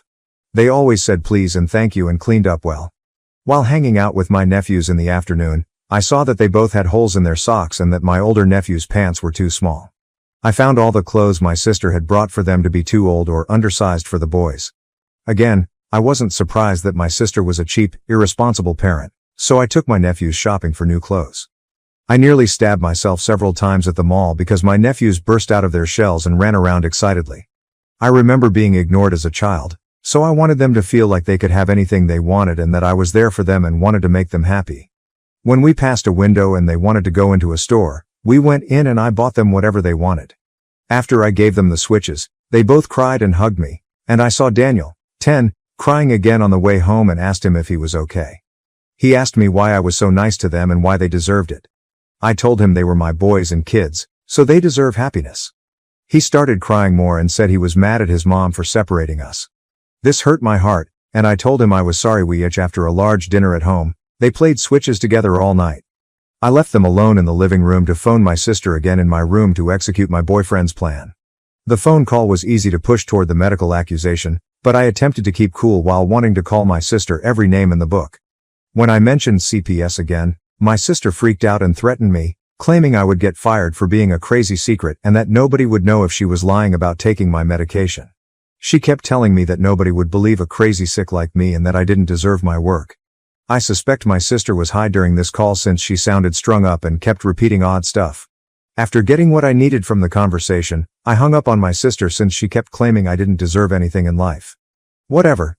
I ignored her statements to record the entire call. My sister was videotaped indicating she would submit bogus medical claims to my employer. I recognized how smart my partner was to advise collecting this video, and I emotionally prepared for the impact if my sister followed through on her threat. After the recording, I tried to relax and put my nephews to bed. I called CPS as soon as the line opened the next morning and explained everything. I told them my sister abandoned her children and we were estranged. I even claimed she had abandoned them under false pretenses and then used manipulation and compulsion to get me to care for them. CPS shocked me by being helpful, so I shared the recording. I don't know why I answered my mom's phone the next day, but I got into another massive phone battle with her because I was still bewildered and emotionally weak. My mom hung up when I told her I called CPS so my sister would pay for her treatment of me. After I had a terrible night, my receptionist told me that my boss had arranged an urgent meeting with me before lunch the next morning. I was apprehensive, but I knew it was coming. It was obvious that in the meeting, my two superiors and a new boss looked at me suspiciously and told me that a trustworthy family member had told them I may be unmedicated for a severe mental disorder. They told me they had been provided extensive details about my past mental breaks and were worried about me having a psychotic break at work. I was prepared for this meeting. My briefcase contained my doctor's letter and medication schedule documentation for my managers. I had over 5 years of proof that I never missed a prescription pickup date and had regular moods and medicines. Primary care physician, therapist, and psychiatrist confirmed. I briefly but comprehensively informed my supervisors of my family's problems and my sister's mental health issues and assured them the claims were unfounded and that my medical records would verify my stability. My bosses took a moment to read through all the material, but once they realized that I had medical evidence from different MDs, they looked satisfied and apologized for calling me into this meeting, stating that they had to perform their due diligence before closing this case. My one supervisor even congratulated me on a successful quarter and brags about my accomplishments to the other supervisors, making me look wonderful. I giggled at how well the conference went despite its objective and thought about my sister's silly plan failing. I smiled dumbly every time I thought about calling my sister after work to tell her her plan had failed, so I couldn't focus on my work. When I got back to my car that day, I called my sister and almost cried laughing as I told her the meeting had only taken 15 minutes since she sounded mad and idiotic on the phone and my bosses had never believed her. My sister was outraged and accused me of lying to save face after thinking I had been fired. This made me laugh harder, and I told her she had failed at firing me like everything else. Her children were upset because she could only lie and fail at 40. My sister lost it again and called me the B word and C word, stating I had betrayed her and that she was catching the first plane back to make me regret all I did to her. I laughed after the conversation, but when I got home and saw my nephews, who were happier since having DoorDash, I knew this could become worse. I only knew my sister was insane and coming home to avenge me. I realized I was worried about the future. I worried about my sister because she had little to lose and was unstable. I thought about my nephews. I considered contacting CPS wrong. I wish my sister had lost her passport abroad and never returned. I had become closer to my nephews in the past few days, so I knew their departure would ache. I loathed leaving. I didn't want them back with my sister. Because she was doing what my mom did to me, I hated her more than anyone else. Since my thoughts was racing, I checked on my sleeping nephews and grieved discreetly in the hallway after closing the guest room door. This was unfair to innocent boys. Next day was a sham. The door knock sounded like a sandbag being slapped on my front door. I opened it and saw Bianca next to a 6'5", 300-pound man. I could fit my head in one of his huge palms. I can just see my mom, Dolores, behind him, and before I could say anything to warn them to leave, the man put his hand on my shoulder and shoved me down. Bianca, my mom, and the stranger entered my house, and I fell to my floor with a shoulder injury from the man's throw. My sister brought the stranger to my house, and I yelled at him not to touch me, but he only spoke Russian. Before my sister beat CPS to my house, I didn't understand. They'll arrive about 11 a.m. Nonetheless, my sister shattered my door at 8 a.m. My nephews left the guest room sleepy after the commotion woke them. I tried to protect them, but my sister barked at the stranger to put my nephews in the car. Absolute chaos. After realizing what was happening, my nephews asked my sister to leave them with me. When I tried to take him from the giant stranger again, my oldest nephew Daniel grabbed my head and threw it into the wall. I saw stars and watched him carry my two nephews out of my house while lying on the floor. Nothing I could do. My mom cried too but went with them. Before they left my house, my sister came over as I cradled my head in my hands and spit at me directly in the face when I looked up. It was one of my darkest days and the worst thing anyone has ever done to me. They left in a huge black Suburban I had never seen my sister in. I didn't know the man, and I couldn't believe my sister had traumatized everyone. She didn't let them take anything. Without clothing, switches, or breakfast, they left. I felt terrible for them and had my first anxiety episode. I loved my nephews with all my heart and wanted to protect and care for them like I never had when I was their age, but I didn't understand how much it would hurt. However, they were afraid, shoeless, and in a car with my insane sister and a huge stranger. I hated my mom's actions. I couldn't believe she stood by while that large man threw me around in my home and pulled my nephews out of their aunt's house without a word. My family had grown so wicked, and I couldn't stop worrying about my nephews. After settling down after my anxiety attack, I knew I had to act fast because time was running out.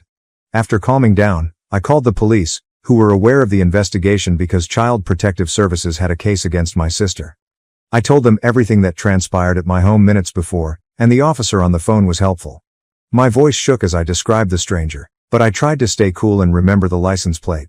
I memorized every number and letter on the Suburban's license plate because my profession is important and I'm used to observing and retaining information most miss. I told police about the guy, his car plate, and my mom and sister's clothes. I think my sister came to my house drunk that morning. She looked savage with wild eyes. She probably started using drugs when she went abroad with her sugar daddy. Something shattered in my crazy sister, and she was never so disconnected. After telling the police everything I remembered about my sister and the car they drove away in, I hung up and tried to forget, but I couldn't. I couldn't eat, nap, or watch TV. I saw my nephews' faces every time I closed my eyes and could only worry for them. I pondered why my mom always made excuses for my sister and how it made her horrible. I even thought about my sister's trip, what she did, if she had a sugar daddy, and how much he paid her. I wondered if her trip earnings were worthwhile. I considered a scenario with just me and my nephews. Now I had heart space for them. As I considered it, I wanted that result, my sister out, and just me and my nephews. I could offer them everything my sister couldn't, and if my sister and I went to court over my nephews, the judge would witness one lady with an offshore sugar daddy and another with many degrees and a penthouse office.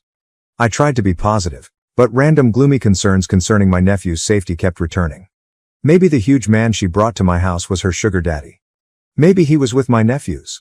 The cops contacted me while I was on my couch staring at the ceiling, overthinking and forgetful of time. The suburban my sister left in was located after hours of searching. After calling me, my first officer was helpful and provided lots of details. He stated 3 police cars stopped the black SUV because the man was violent that morning. Despite drawing firearms, the suspect ran forward and hurt one officer in the thigh. A female cop got black-eyed and 2 officers were head-punched. Sister punched cop trying to jail her. I imagined my wild sister and the gigantic stranger fighting police on the highway shoulder. I couldn't believe my family was experiencing this and not just watching reality TV. I was still in shock from the officer's account of my sister's detention when he said she wanted to talk to me. He confirmed that my sister planned to use her one call on me. She's shouting about asking for bail money. A huge mess. Even though my sister was in prison, I learned my nephews were in CPS custody, and while they were safe, I was frightened. I had a week until my Australia trip, and if I didn't travel, I'd lose thousands in bookings. Canceling this trip would have disrespected my boyfriend's family before I met them. I wanted to marry my lover, so I didn't want to do that. I called CPS to check on my nephews but was denied a meeting.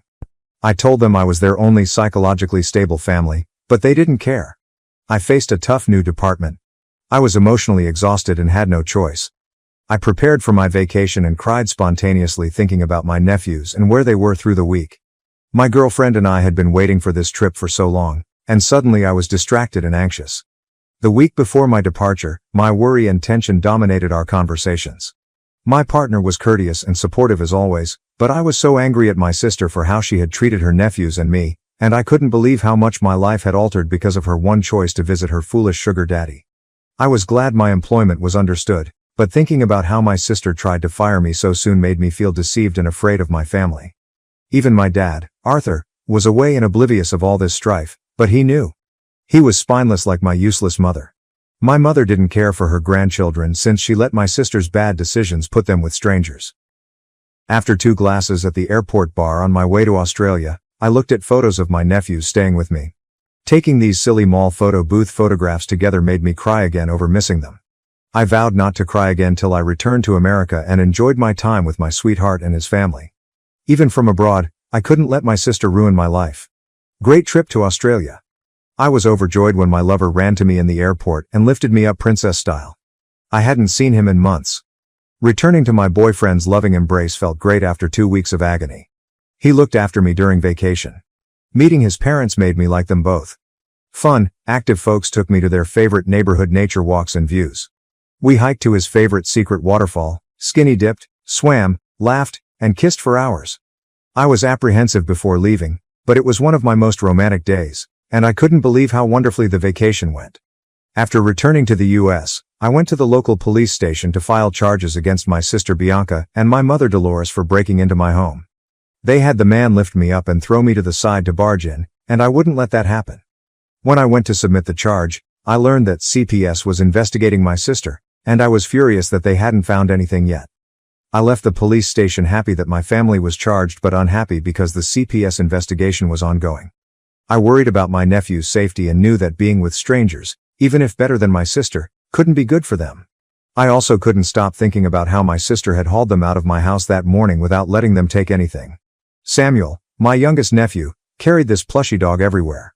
A month after my sister's incarceration, CPS reached a resolution by taking both my nephews from her custody and placing them in protective custody. I was annoyed when the CPS agent explained this. I asked how that was different from what had been going on, and they said my sister would have to go to court again if she wanted custody of her kids. I questioned the CBS. I immediately filed a separate court petition to acquire custody of my nephews. I knew my custody case would be one of the toughest, so I engaged the best lawyer I could afford, regardless of time or cost. I dragged my sister to court because she broke into my home, but I would have fist-fought her in a Wendy's parking lot at that point. If I wanted custody of my nephews, I had to obey the law. That was my main goal, to get my sister out and my nephews home. The judge mentioned that I had filed a custody lawsuit against my sister for full custody of my nephews on the first day of our trial. My sister's public defender hadn't told her earlier, so she learned in court. My sister has never handled bad news well, and when the judge revealed my custody allegations against her, she snapped. Despite being in a courtroom, My sister cautiously angled toward me, screamed my name, and then pounced like a hyena. She scratched my face and tried to pull out my hair. The bailiff quickly pulled her away from me, but she bit my forearm hard before he did. The bite looked bad and got infected, and it was one of the worst aches I had ever felt. I knew my sister had sealed her destiny after everything settled down in front of the judge. My sister was imprisoned for all her offenses after 2 years. Her appeal chances were poor because she was serving life without parole for many offenses. Dolores, my mother, evaded prison by testifying against my sister and threw her under the bus. I never dropped the breaking and entering accusations. The best part was seeing my mom blame my sister for everything while screaming crocodile tears. Even after a lifetime of government aid, I couldn't believe my mom betrayed her perfect golden child. Staring at my mom on the stand that day, I knew I would never see her again. Never wanted to see her again. A lifetime of observing her and my sister's toxicity exhausted me. My sister made my life a never-ending court battle, and I wanted a normal life. My nephew's birth father and his family sued me for full custody, prolonging the process. I didn't care. My sister's imprisonment meant no force on earth could keep me from them. After almost 2 years of court battles, I regained full custody of Daniel and Samuel. The smile and hug they gave me when they got home to find their bedrooms decorated for them will never leave me. In my younger nephew Samuel's bedroom, he rushed to show me his rediscovered Switch. I surprised him with his plush doggy and hugged him tightly when he collapsed. My oldest nephew Daniel joined us, and both boys cried into my hair and told me they missed me. My oldest son grinned at me with tears in his eyes and said, "I knew it, Auntie. You would return for us, I knew." In the company of my 2 favorite boys, I found my family, not my birth family. It was perfect. Kicked out for refusing the family business, I lived in my car, built software for small businesses, and turned it into my own company. What do you want to do? The sound of my father's voice shook the designer light fittings in our immaculate suburban kitchen. His face turned to a frightening purple, already red from his 3rd scotch of the evening. I repeated, attempting to sound steady, that I want to launch a software company. I've created a prototype already. This platform is beneficial to small enterprises. He slammed his glass flat and said, "Absolutely not. We didn't pay for your Stanford degree so you could waste your life on some pipe dream. You're joining the family business?" End of discussion. I looked to my mom for encouragement. She remained motionless at our marble island, keeping her customary cautious distance from confrontation. It gleamed on her wrist, the diamond tennis bracelet I'd given her for Christmas, purchased with my earnings from covert freelance coding assignments. "Mom," I attempted. "You've seen how many small businesses are struggling with digital transformation. My platform could really help." She groaned and looked at her manicure. "Ethan," she said, "your father's right. This tech obsession of yours, it's not practical. Sterling Enterprises needs you. The company's been in the family for 3 generations." In reality, they meant that our family's industrial supply company, Sterling Enterprises, was failing. They needed my programming expertise to update their antiquated systems so they could compete in a market that was digitizing quickly. But my aspirations were loftier. When I said, "I'm not asking for money. I have savings. I just need some time," my dad said, "I'll laugh. You want time to play with computers while real businesses are at stake? While your sister is already making partner at her law firm?" Yes, Claire, my ideal elder sister. The benchmark by which all of my shortcomings were evaluated was Harvard Law, the youngest partner in her firm's history, and she was married to a physician. I insisted, "This isn't playing. I've already got interest from potential clients. Small businesses need affordable software solutions, and the big tech companies aren't serving them." My platform was chilled by my father. Just inches from my head, the glass broke against the wall. My father yelled, "Enough," as liquor trickled down the pricey wall covering. "You have a choice. Join Sterling Enterprises on Monday or get out. See how long you last without our support." Despite flinching at the sound, my mother remained silent. She didn't. I glanced at both of them, my mother averting my gaze, my father shaking with anger. The choice I made would alter everything. Remarkably composed, I got up and said, "I choose out. What, I'm leaving? Good luck modernizing Sterling Enterprises without me. You ungrateful." I was on my way upstairs when my father began to approach me. This was a moment I had anticipated. Essentials like a laptop, a portable hard drive, and 2 changes of clothes were already in my backpack. I had a safety deposit box where I kept my vital paperwork. My parents couldn't access the account where I kept the majority of my savings. My dad yelled up the stairs, "You have an hour?" Then I want you out of this house. I retrieved my favorite hoodie, my emergency pack, and a final glance at my childhood bedroom. My trophies from coding competitions, science fair prizes, and the framed article about the high school software I created that attracted Stanford's notice were still on the wall. It buzzed on my phone. Finn, my best friend, texted me. Operation Escape still on? Happening now, I responded by typing. Plan B initiated. When I initially made the decision to follow my company goals, Finn and I had simulated this situation months prior. I could stay in his tiny flat above his family's eatery until I was able to support myself. My mother eventually spoke as I was about to leave. Ethan, please be reasonable. Your father only wants what's best. No, I interrupted her. He wants what's best for Sterling Enterprises. There's a difference. I left without turning around. It felt unreal the first night in my automobile. I parked on a quiet street 2 blocks away from my parents' house, far enough away that they wouldn't notice me but close enough to keep a solid connection to their fast Wi-Fi network, which I had set up and secured myself. The familiar rhythm of keyboards drowned out the voice in my head that told me I was making a big mistake as I continued to code on my laptop, which shone in the darkness. When Finn handed me food, he remarked, "You sure about this? Is Mother's incredible pad thai? My couch is still available." I shook my head and showed him my workplace, which included a laptop, a power bank for emergencies, and a mobile hotspot for backup internet. I need to stay mobile for now. Can't risk them finding me and trying to force me back. He looked at my computer screen. What exactly are you building? I displayed the interface of my prototype. I call it Smart Start. It's an all-in-one digital platform for small businesses. Point of sale, inventory management, customer relationships, online presence, everything they need to compete in today's market, but simplified and affordable, like what your dad's company needs. Similar, but designed for smaller businesses that can't afford enterprise solutions. I reflected on all the neighborhood stores I had witnessed struggle and fail due to their inability to adapt to the digital revolution. There's a huge market being ignored by big tech. Finn gave a slow nod. A cash register from the 1990s and paper order tickets were still in use at his family's eatery. How long until it's ready? Basic version, 2 months. I've got most of the core functions working. Just need to polish the interface and add some features.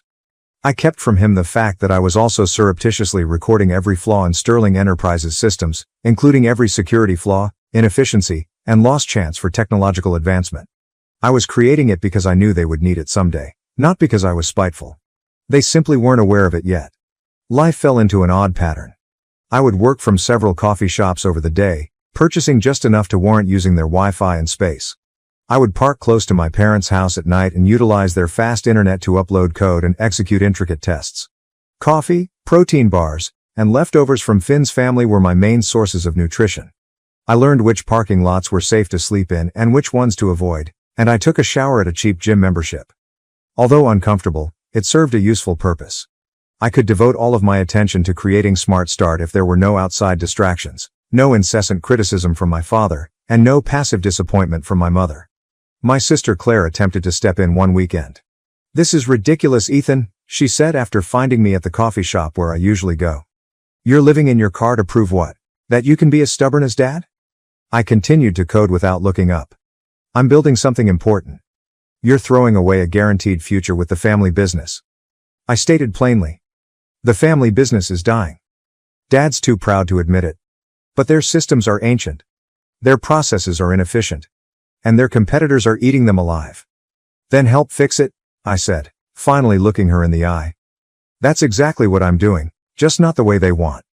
She put a big envelope on my table before departing in frustration. $5,000 in cash was found inside, along with the words, "Don't be an idiot. Come home." I upgraded my coding tools and purchased a better laptop with the money. In the second month, the breakthrough occurred. A local bookshop, a family-run hardware store, and a developing food truck company were among the small businesses who approached me about beta testing Smart Start. They were all having trouble with the same issues that my platform was intended to address. The owner of the bookstore responded, "This is exactly what we need." Following my demonstration of the inventory management system.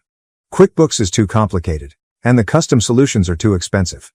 How much would this cost?" I gave her a price that made her smile. It was purposefully less than the going rate in order to encourage word of mouth. I had clients that were paying by the third month. Little sums, but consistent revenue. Enough to rent a little studio apartment, but I didn't include it in the lease so my parents wouldn't find out. Then came the call that made all the difference. The authoritative, business-like voice said, "Is this Ethan Sterling?" "Yes, this is." "Owen Grant from Zenith Ventures. We've been hearing interesting things about your Smart Start platform." My heart stopped beating. One of the nation's most prominent early-stage investors was Zenith Ventures. One of our portfolio companies mentioned your solution. Said, "It's exactly what the small business market needs. Would you be interested in discussing potential investment?" I tightened my hold on my phone as I recalled all the evenings I spent coding in my car, the meals I skipped to gain server time, and the uncertainties and anxieties I had set aside in order to follow this goal. "Yes," I said. "I would definitely be interested." At the time, I had no idea that this talk would start a series of events that would not only confirm my vision but also confront my family's financial failures in a way that neither of us could have anticipated. My father would have approved of the Zenith Ventures office, which was located on the top level of a shiny downtown tower. I tried not to look like someone who had been living in his van 2 months prior, rearranged my one nice suit, and purchased used items for investor meetings. Owen Grant had the easy assurance of someone who had made his wealth in the first boom, and he was younger than I had anticipated, possibly in his early 40s. "Walk me through it again," he urged, pointing to the enormous screen in the conference room that was showing my Smart Start demonstration. I launched the user interface, which had grown as recognizable as my own image. Small businesses are drowning in digital complexity. They need e-commerce, inventory management, customer relationship tools, but existing solutions are either too expensive, too complicated, or too limited. The point of sale, inventory management, customer communications, and even basic analytics were all connected and easy enough for anyone to use, and I showed how a small business owner could set up their complete digital presence in less than an hour. "And this scales?" was Owen's full question. "The architecture is cloud-based, modular. We can add features as businesses grow, integrate with other platforms, but the core stays simple." Slowly, he nodded. "And your current users?" 28 paying customers, all from word of mouth, 0 churn rate. Average user engagement is 4 hours daily. "That's impressive." He displayed a second screen. "My company's incorporation documents. Innovative Solutions LLC, registered 6 months ago." "Yes. All self-funded so far." He looked closely at me. "You're Charles Sterling's son." My heart skipped a beat. "You know my father?" He looked contemplative as he said, "Sterling Enterprises was one of my first investments back in the day, before your father bought out the minority shareholders. They're having trouble adapting to digital markets, I hear." I maintained a neutral expression. "I wouldn't know. I'm not involved with Sterling Enterprises." He tapped his iPad, and a fresh document showed up on the screen. "Interesting. We'd like to offer you seed funding, $2 million for a 20% stake." I made an effort to hide my trembling hands. $2 million was more money than I ever thought I would have. Owen went on, "There's one condition. We want you to expand your focus. Small businesses are good, but mid-sized enterprises need these solutions too. Companies like, say, Sterling Enterprises." And there it was. The trap I dreaded and had been anticipating. "You want me to target my family's business?" He gave a small smile. "I want you to target a market segment that desperately needs modernization. The fact that your father's company might benefit is incidental." I reflected on the numerous evenings I had parked outside my folks' house, utilizing their Wi-Fi to construct something they rejected. Regarding my mother's quiet and my father's fury. About the small enterprises that Smart Start has already helped flourish. "I'll need full control of the company's direction," I replied. "No interference with the core mission." He slid a folder over the table and said, "Of course. Have your lawyers review it. But Ethan, don't wait too long. This market won't stay open forever." 3 days later, after going over every detail with my sister Claire, who was still a better lawyer than she realized, I signed the contract. "You're really doing this," she remarked as she returned the documents with the annotations. "Going directly against Dad's business?" "I'm building something that could save his business," I replied. "If he's willing to see it." She gave a headshake. "You know he won't, not coming from you." Of course, she was correct, but I also had a strategy. Scaling up over the next 6 months was a blur. I would have given my mother a heart attack if I had rented actual office space in a converted warehouse. Hired salespeople, designers, and developers. When Finn took over as head of customer success, his knowledge of small business owners proved to be quite helpful. Smart Start expanded more quickly than Owen had anticipated. Business circles began to hear about the platform that truly lived up to the hype. From dozens to hundreds to thousands, our user base grew rapidly. Finally, the tech press took notice of us, and then came the piece that made all the difference. Digital David versus Goliath: How Smart Start is Disrupting Enterprise Software. The article commended our ability to assist small firms compete with larger corporations, our creativity, and our emphasis on user experience. The fact that I was Charles Sterling's estranged son was also mentioned, almost as an afterthought. Minutes after the piece went up, my phone rang. "Claire," she said.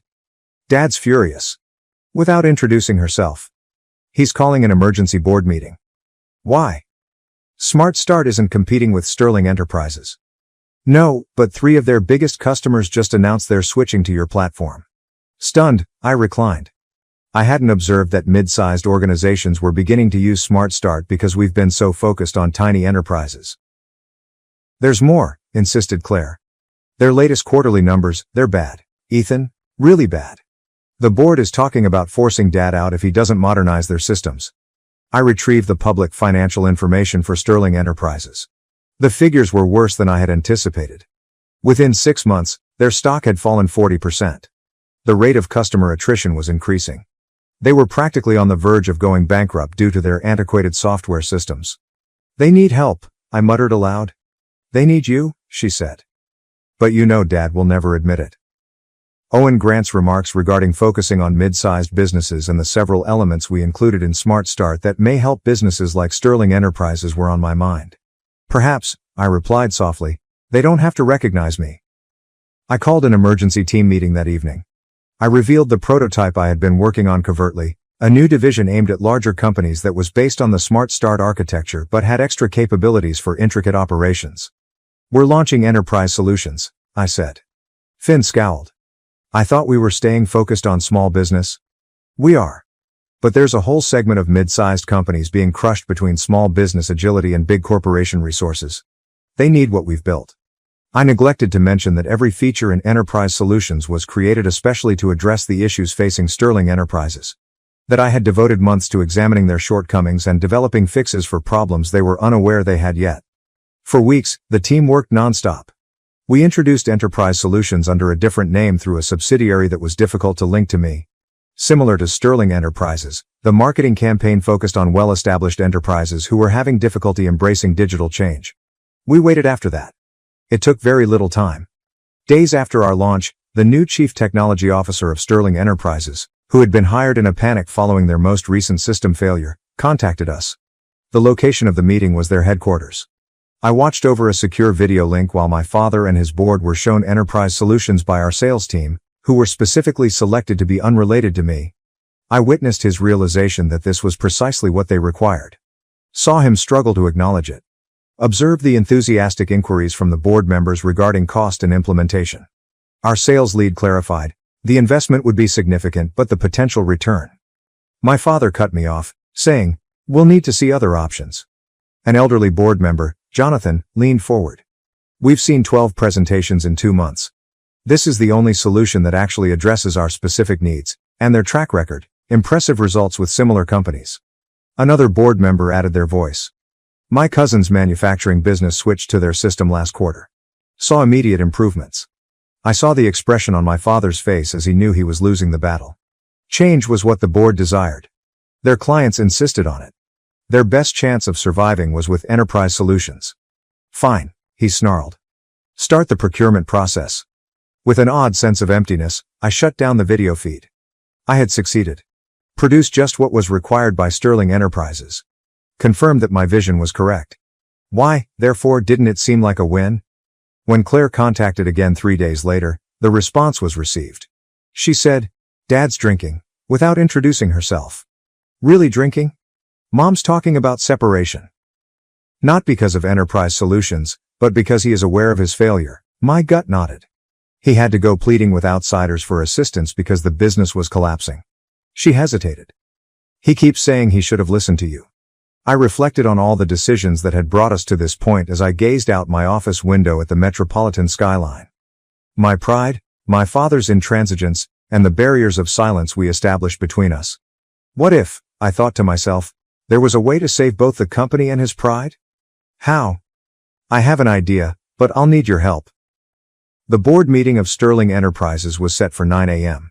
Thursday.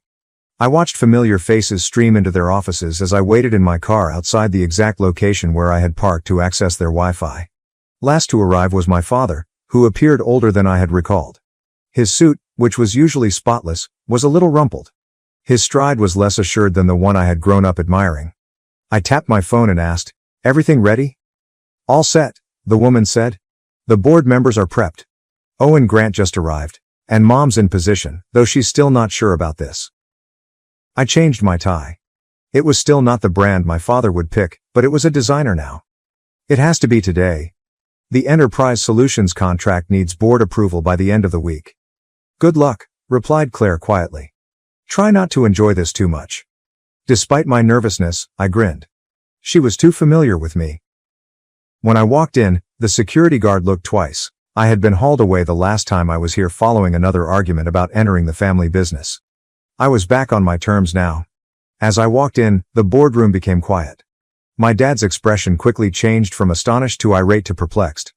Owen Grant, who was seated close to the head of the table, simply nodded as though he had anticipated my arrival. My dad yelled, "What are you doing here?" "I'm here to discuss the Enterprise Solutions contract," I remarked coolly as I set my laptop down on the table. "This is a closed board meeting. Security?" "Actually," Owen replied softly, "Mr. Sterling is here at my request. As the majority investor in Enterprise Solutions, I believe his input is crucial to this discussion." My dad's face turned white. "You what?" My laptop displayed a similar UI when I plugged it in, but not Enterprise Solutions. I chose to show them the original Smart Start dashboard instead, which had my very first designs and notes. "I started building this the day you kicked me out," I said, "using your Wi-Fi. Actually, since I was living in my car at the time." The members of the board shuffled uneasily. My mom eventually turned to face me as she sat calmly in her typical corner seat. I went on. "Smart Start grew faster than anyone expected. Small businesses loved it because it solved real problems simply and affordably. But I knew larger companies needed similar solutions. I moved to the interface for Enterprise Solutions. Every feature in this system was designed specifically to address Sterling Enterprise's challenges. The inventory management, the customer tracking, the integration capabilities, all built based on intimate knowledge of what this company needs. My father's voice was trembling with anger as he said, "You've been spying on us." "No," I replied. "I've been trying to save your company.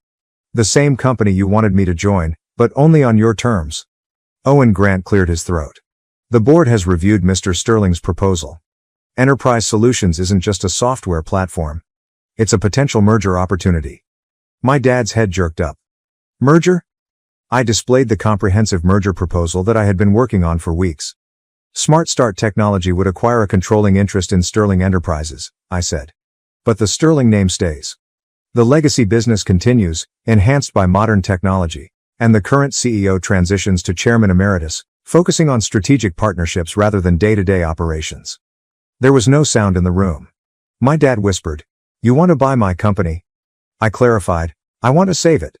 Transform it into something that honors its history while embracing the future. But it has to happen now, before the market completely passes you by."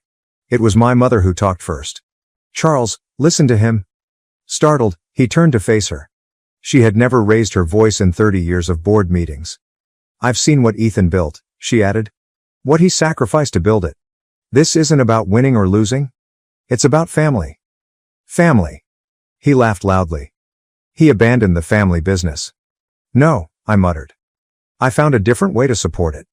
Every feature, every innovation in Enterprise Solutions was designed with Sterling Enterprises in mind. Because despite everything, I never stopped believing in what this company could be."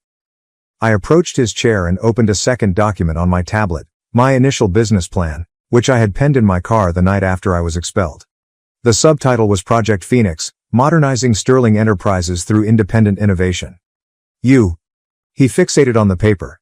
A dawn of recognition. "This was your plan all along?" "Plan B. Actually, Plan A was convincing you to modernize from within. But you weren't ready to listen then." Owen Grant got to his feet. "The board needs to vote on this merger proposal by the end of day. I suggest we take a brief recess to process this information." I was left alone with my father as everyone else filed out. He looked lost as he sat there looking over my business proposal. He finally questioned, Why didn't you tell me? Would you have listened? Really listened, not just heard what you wanted to hear? He remained silent for a while. You built all this using our Wi-Fi. I couldn't contain my laughter. That's what you're focusing on? No, he said, stroking his gray hair. I'm trying to understand how my son went from living in his car to offering to buy my company in less than 2 years. The same way you built this company. By seeing opportunity everyone else missed, by working harder than anyone thought possible. By believing in something bigger than myself. Slowly, he nodded. Your grandfather would have loved this. You know, he always said the best business lessons come from proving the skeptics wrong. I learned that from you. Actually, all those stories about how you built Sterling Enterprises, how you proved everyone wrong who said it would fail. I took a seat beside him. I just did it my way instead of yours. The merger was approved by the board in a unanimous vote. After the longest delay of my life, my father cast his vote in favor. The changeover wasn't seamless. Particularly with family companies, change is never easy. However, Sterling Enterprises started to change gradually. The name was retained, but the brand was updated. My grandfather's fundamental business was maintained, but it was improved using technology to enable it to prosper in the digital era. Sterling's steadiness and Smart Start's inventiveness came together to create something that neither business could have done on its own. After a year, I sat in my father's office, which is now our office, as he had finally agreed to become chairman emeritus. The quarterly figures we were examining had surpassed all expectations. You were right, he abruptly remarked. I raised my head. About what? About everything? He looked directly into my eyes and said, the technology, the market changes, the need to adapt. He pointed to the table displaying our most recent findings and said, I was too proud to see it. Too afraid of losing control. And now I'm proud of what you built, what we're building together. It buzzed on my phone. Finn sent us a message regarding a possible new acquisition target. Another family firm in trouble that required precisely what we produced. I pulled up the plan and added, speaking of building, asking, what do you think about expanding our enterprise division?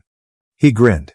The genuine smile I recalled from my early years, before anxiety and tension had hardened him. Tell me more. Later that evening, I passed our former residence. There was still a robust Wi-Fi signal. They were unaware that I had changed their system last month. I reflected on that first night in my car, coding under the light of my laptop, driven by resentment, willpower, and the need to prove everyone wrong. I had discovered, however, that success was not about proving others incorrect. It was about establishing your own credibility and creating something so indisputable that even the most ardent doubters had to admit its worth. My mother reminded me to have family supper as my phone chimed once again. These were now routine occurrences, but the discourse had changed from judgment to sincere interest, from criticism to cooperation. I replied back, coming, since I couldn't help but send this over the Wi-Fi. She answered right away. Very funny. Your father says bring the new acquisition proposal. And yes, he's actually smiling about it. Thinking of how far we'd come, from rejection to reunion, made me smile as well. From rivalry to cooperation. From surreptitiously utilizing their Wi-Fi to assisting them in embracing the digital future. Sometimes proving someone wrong isn't the greatest form of retaliation. It's giving them a whole new perspective on what's right.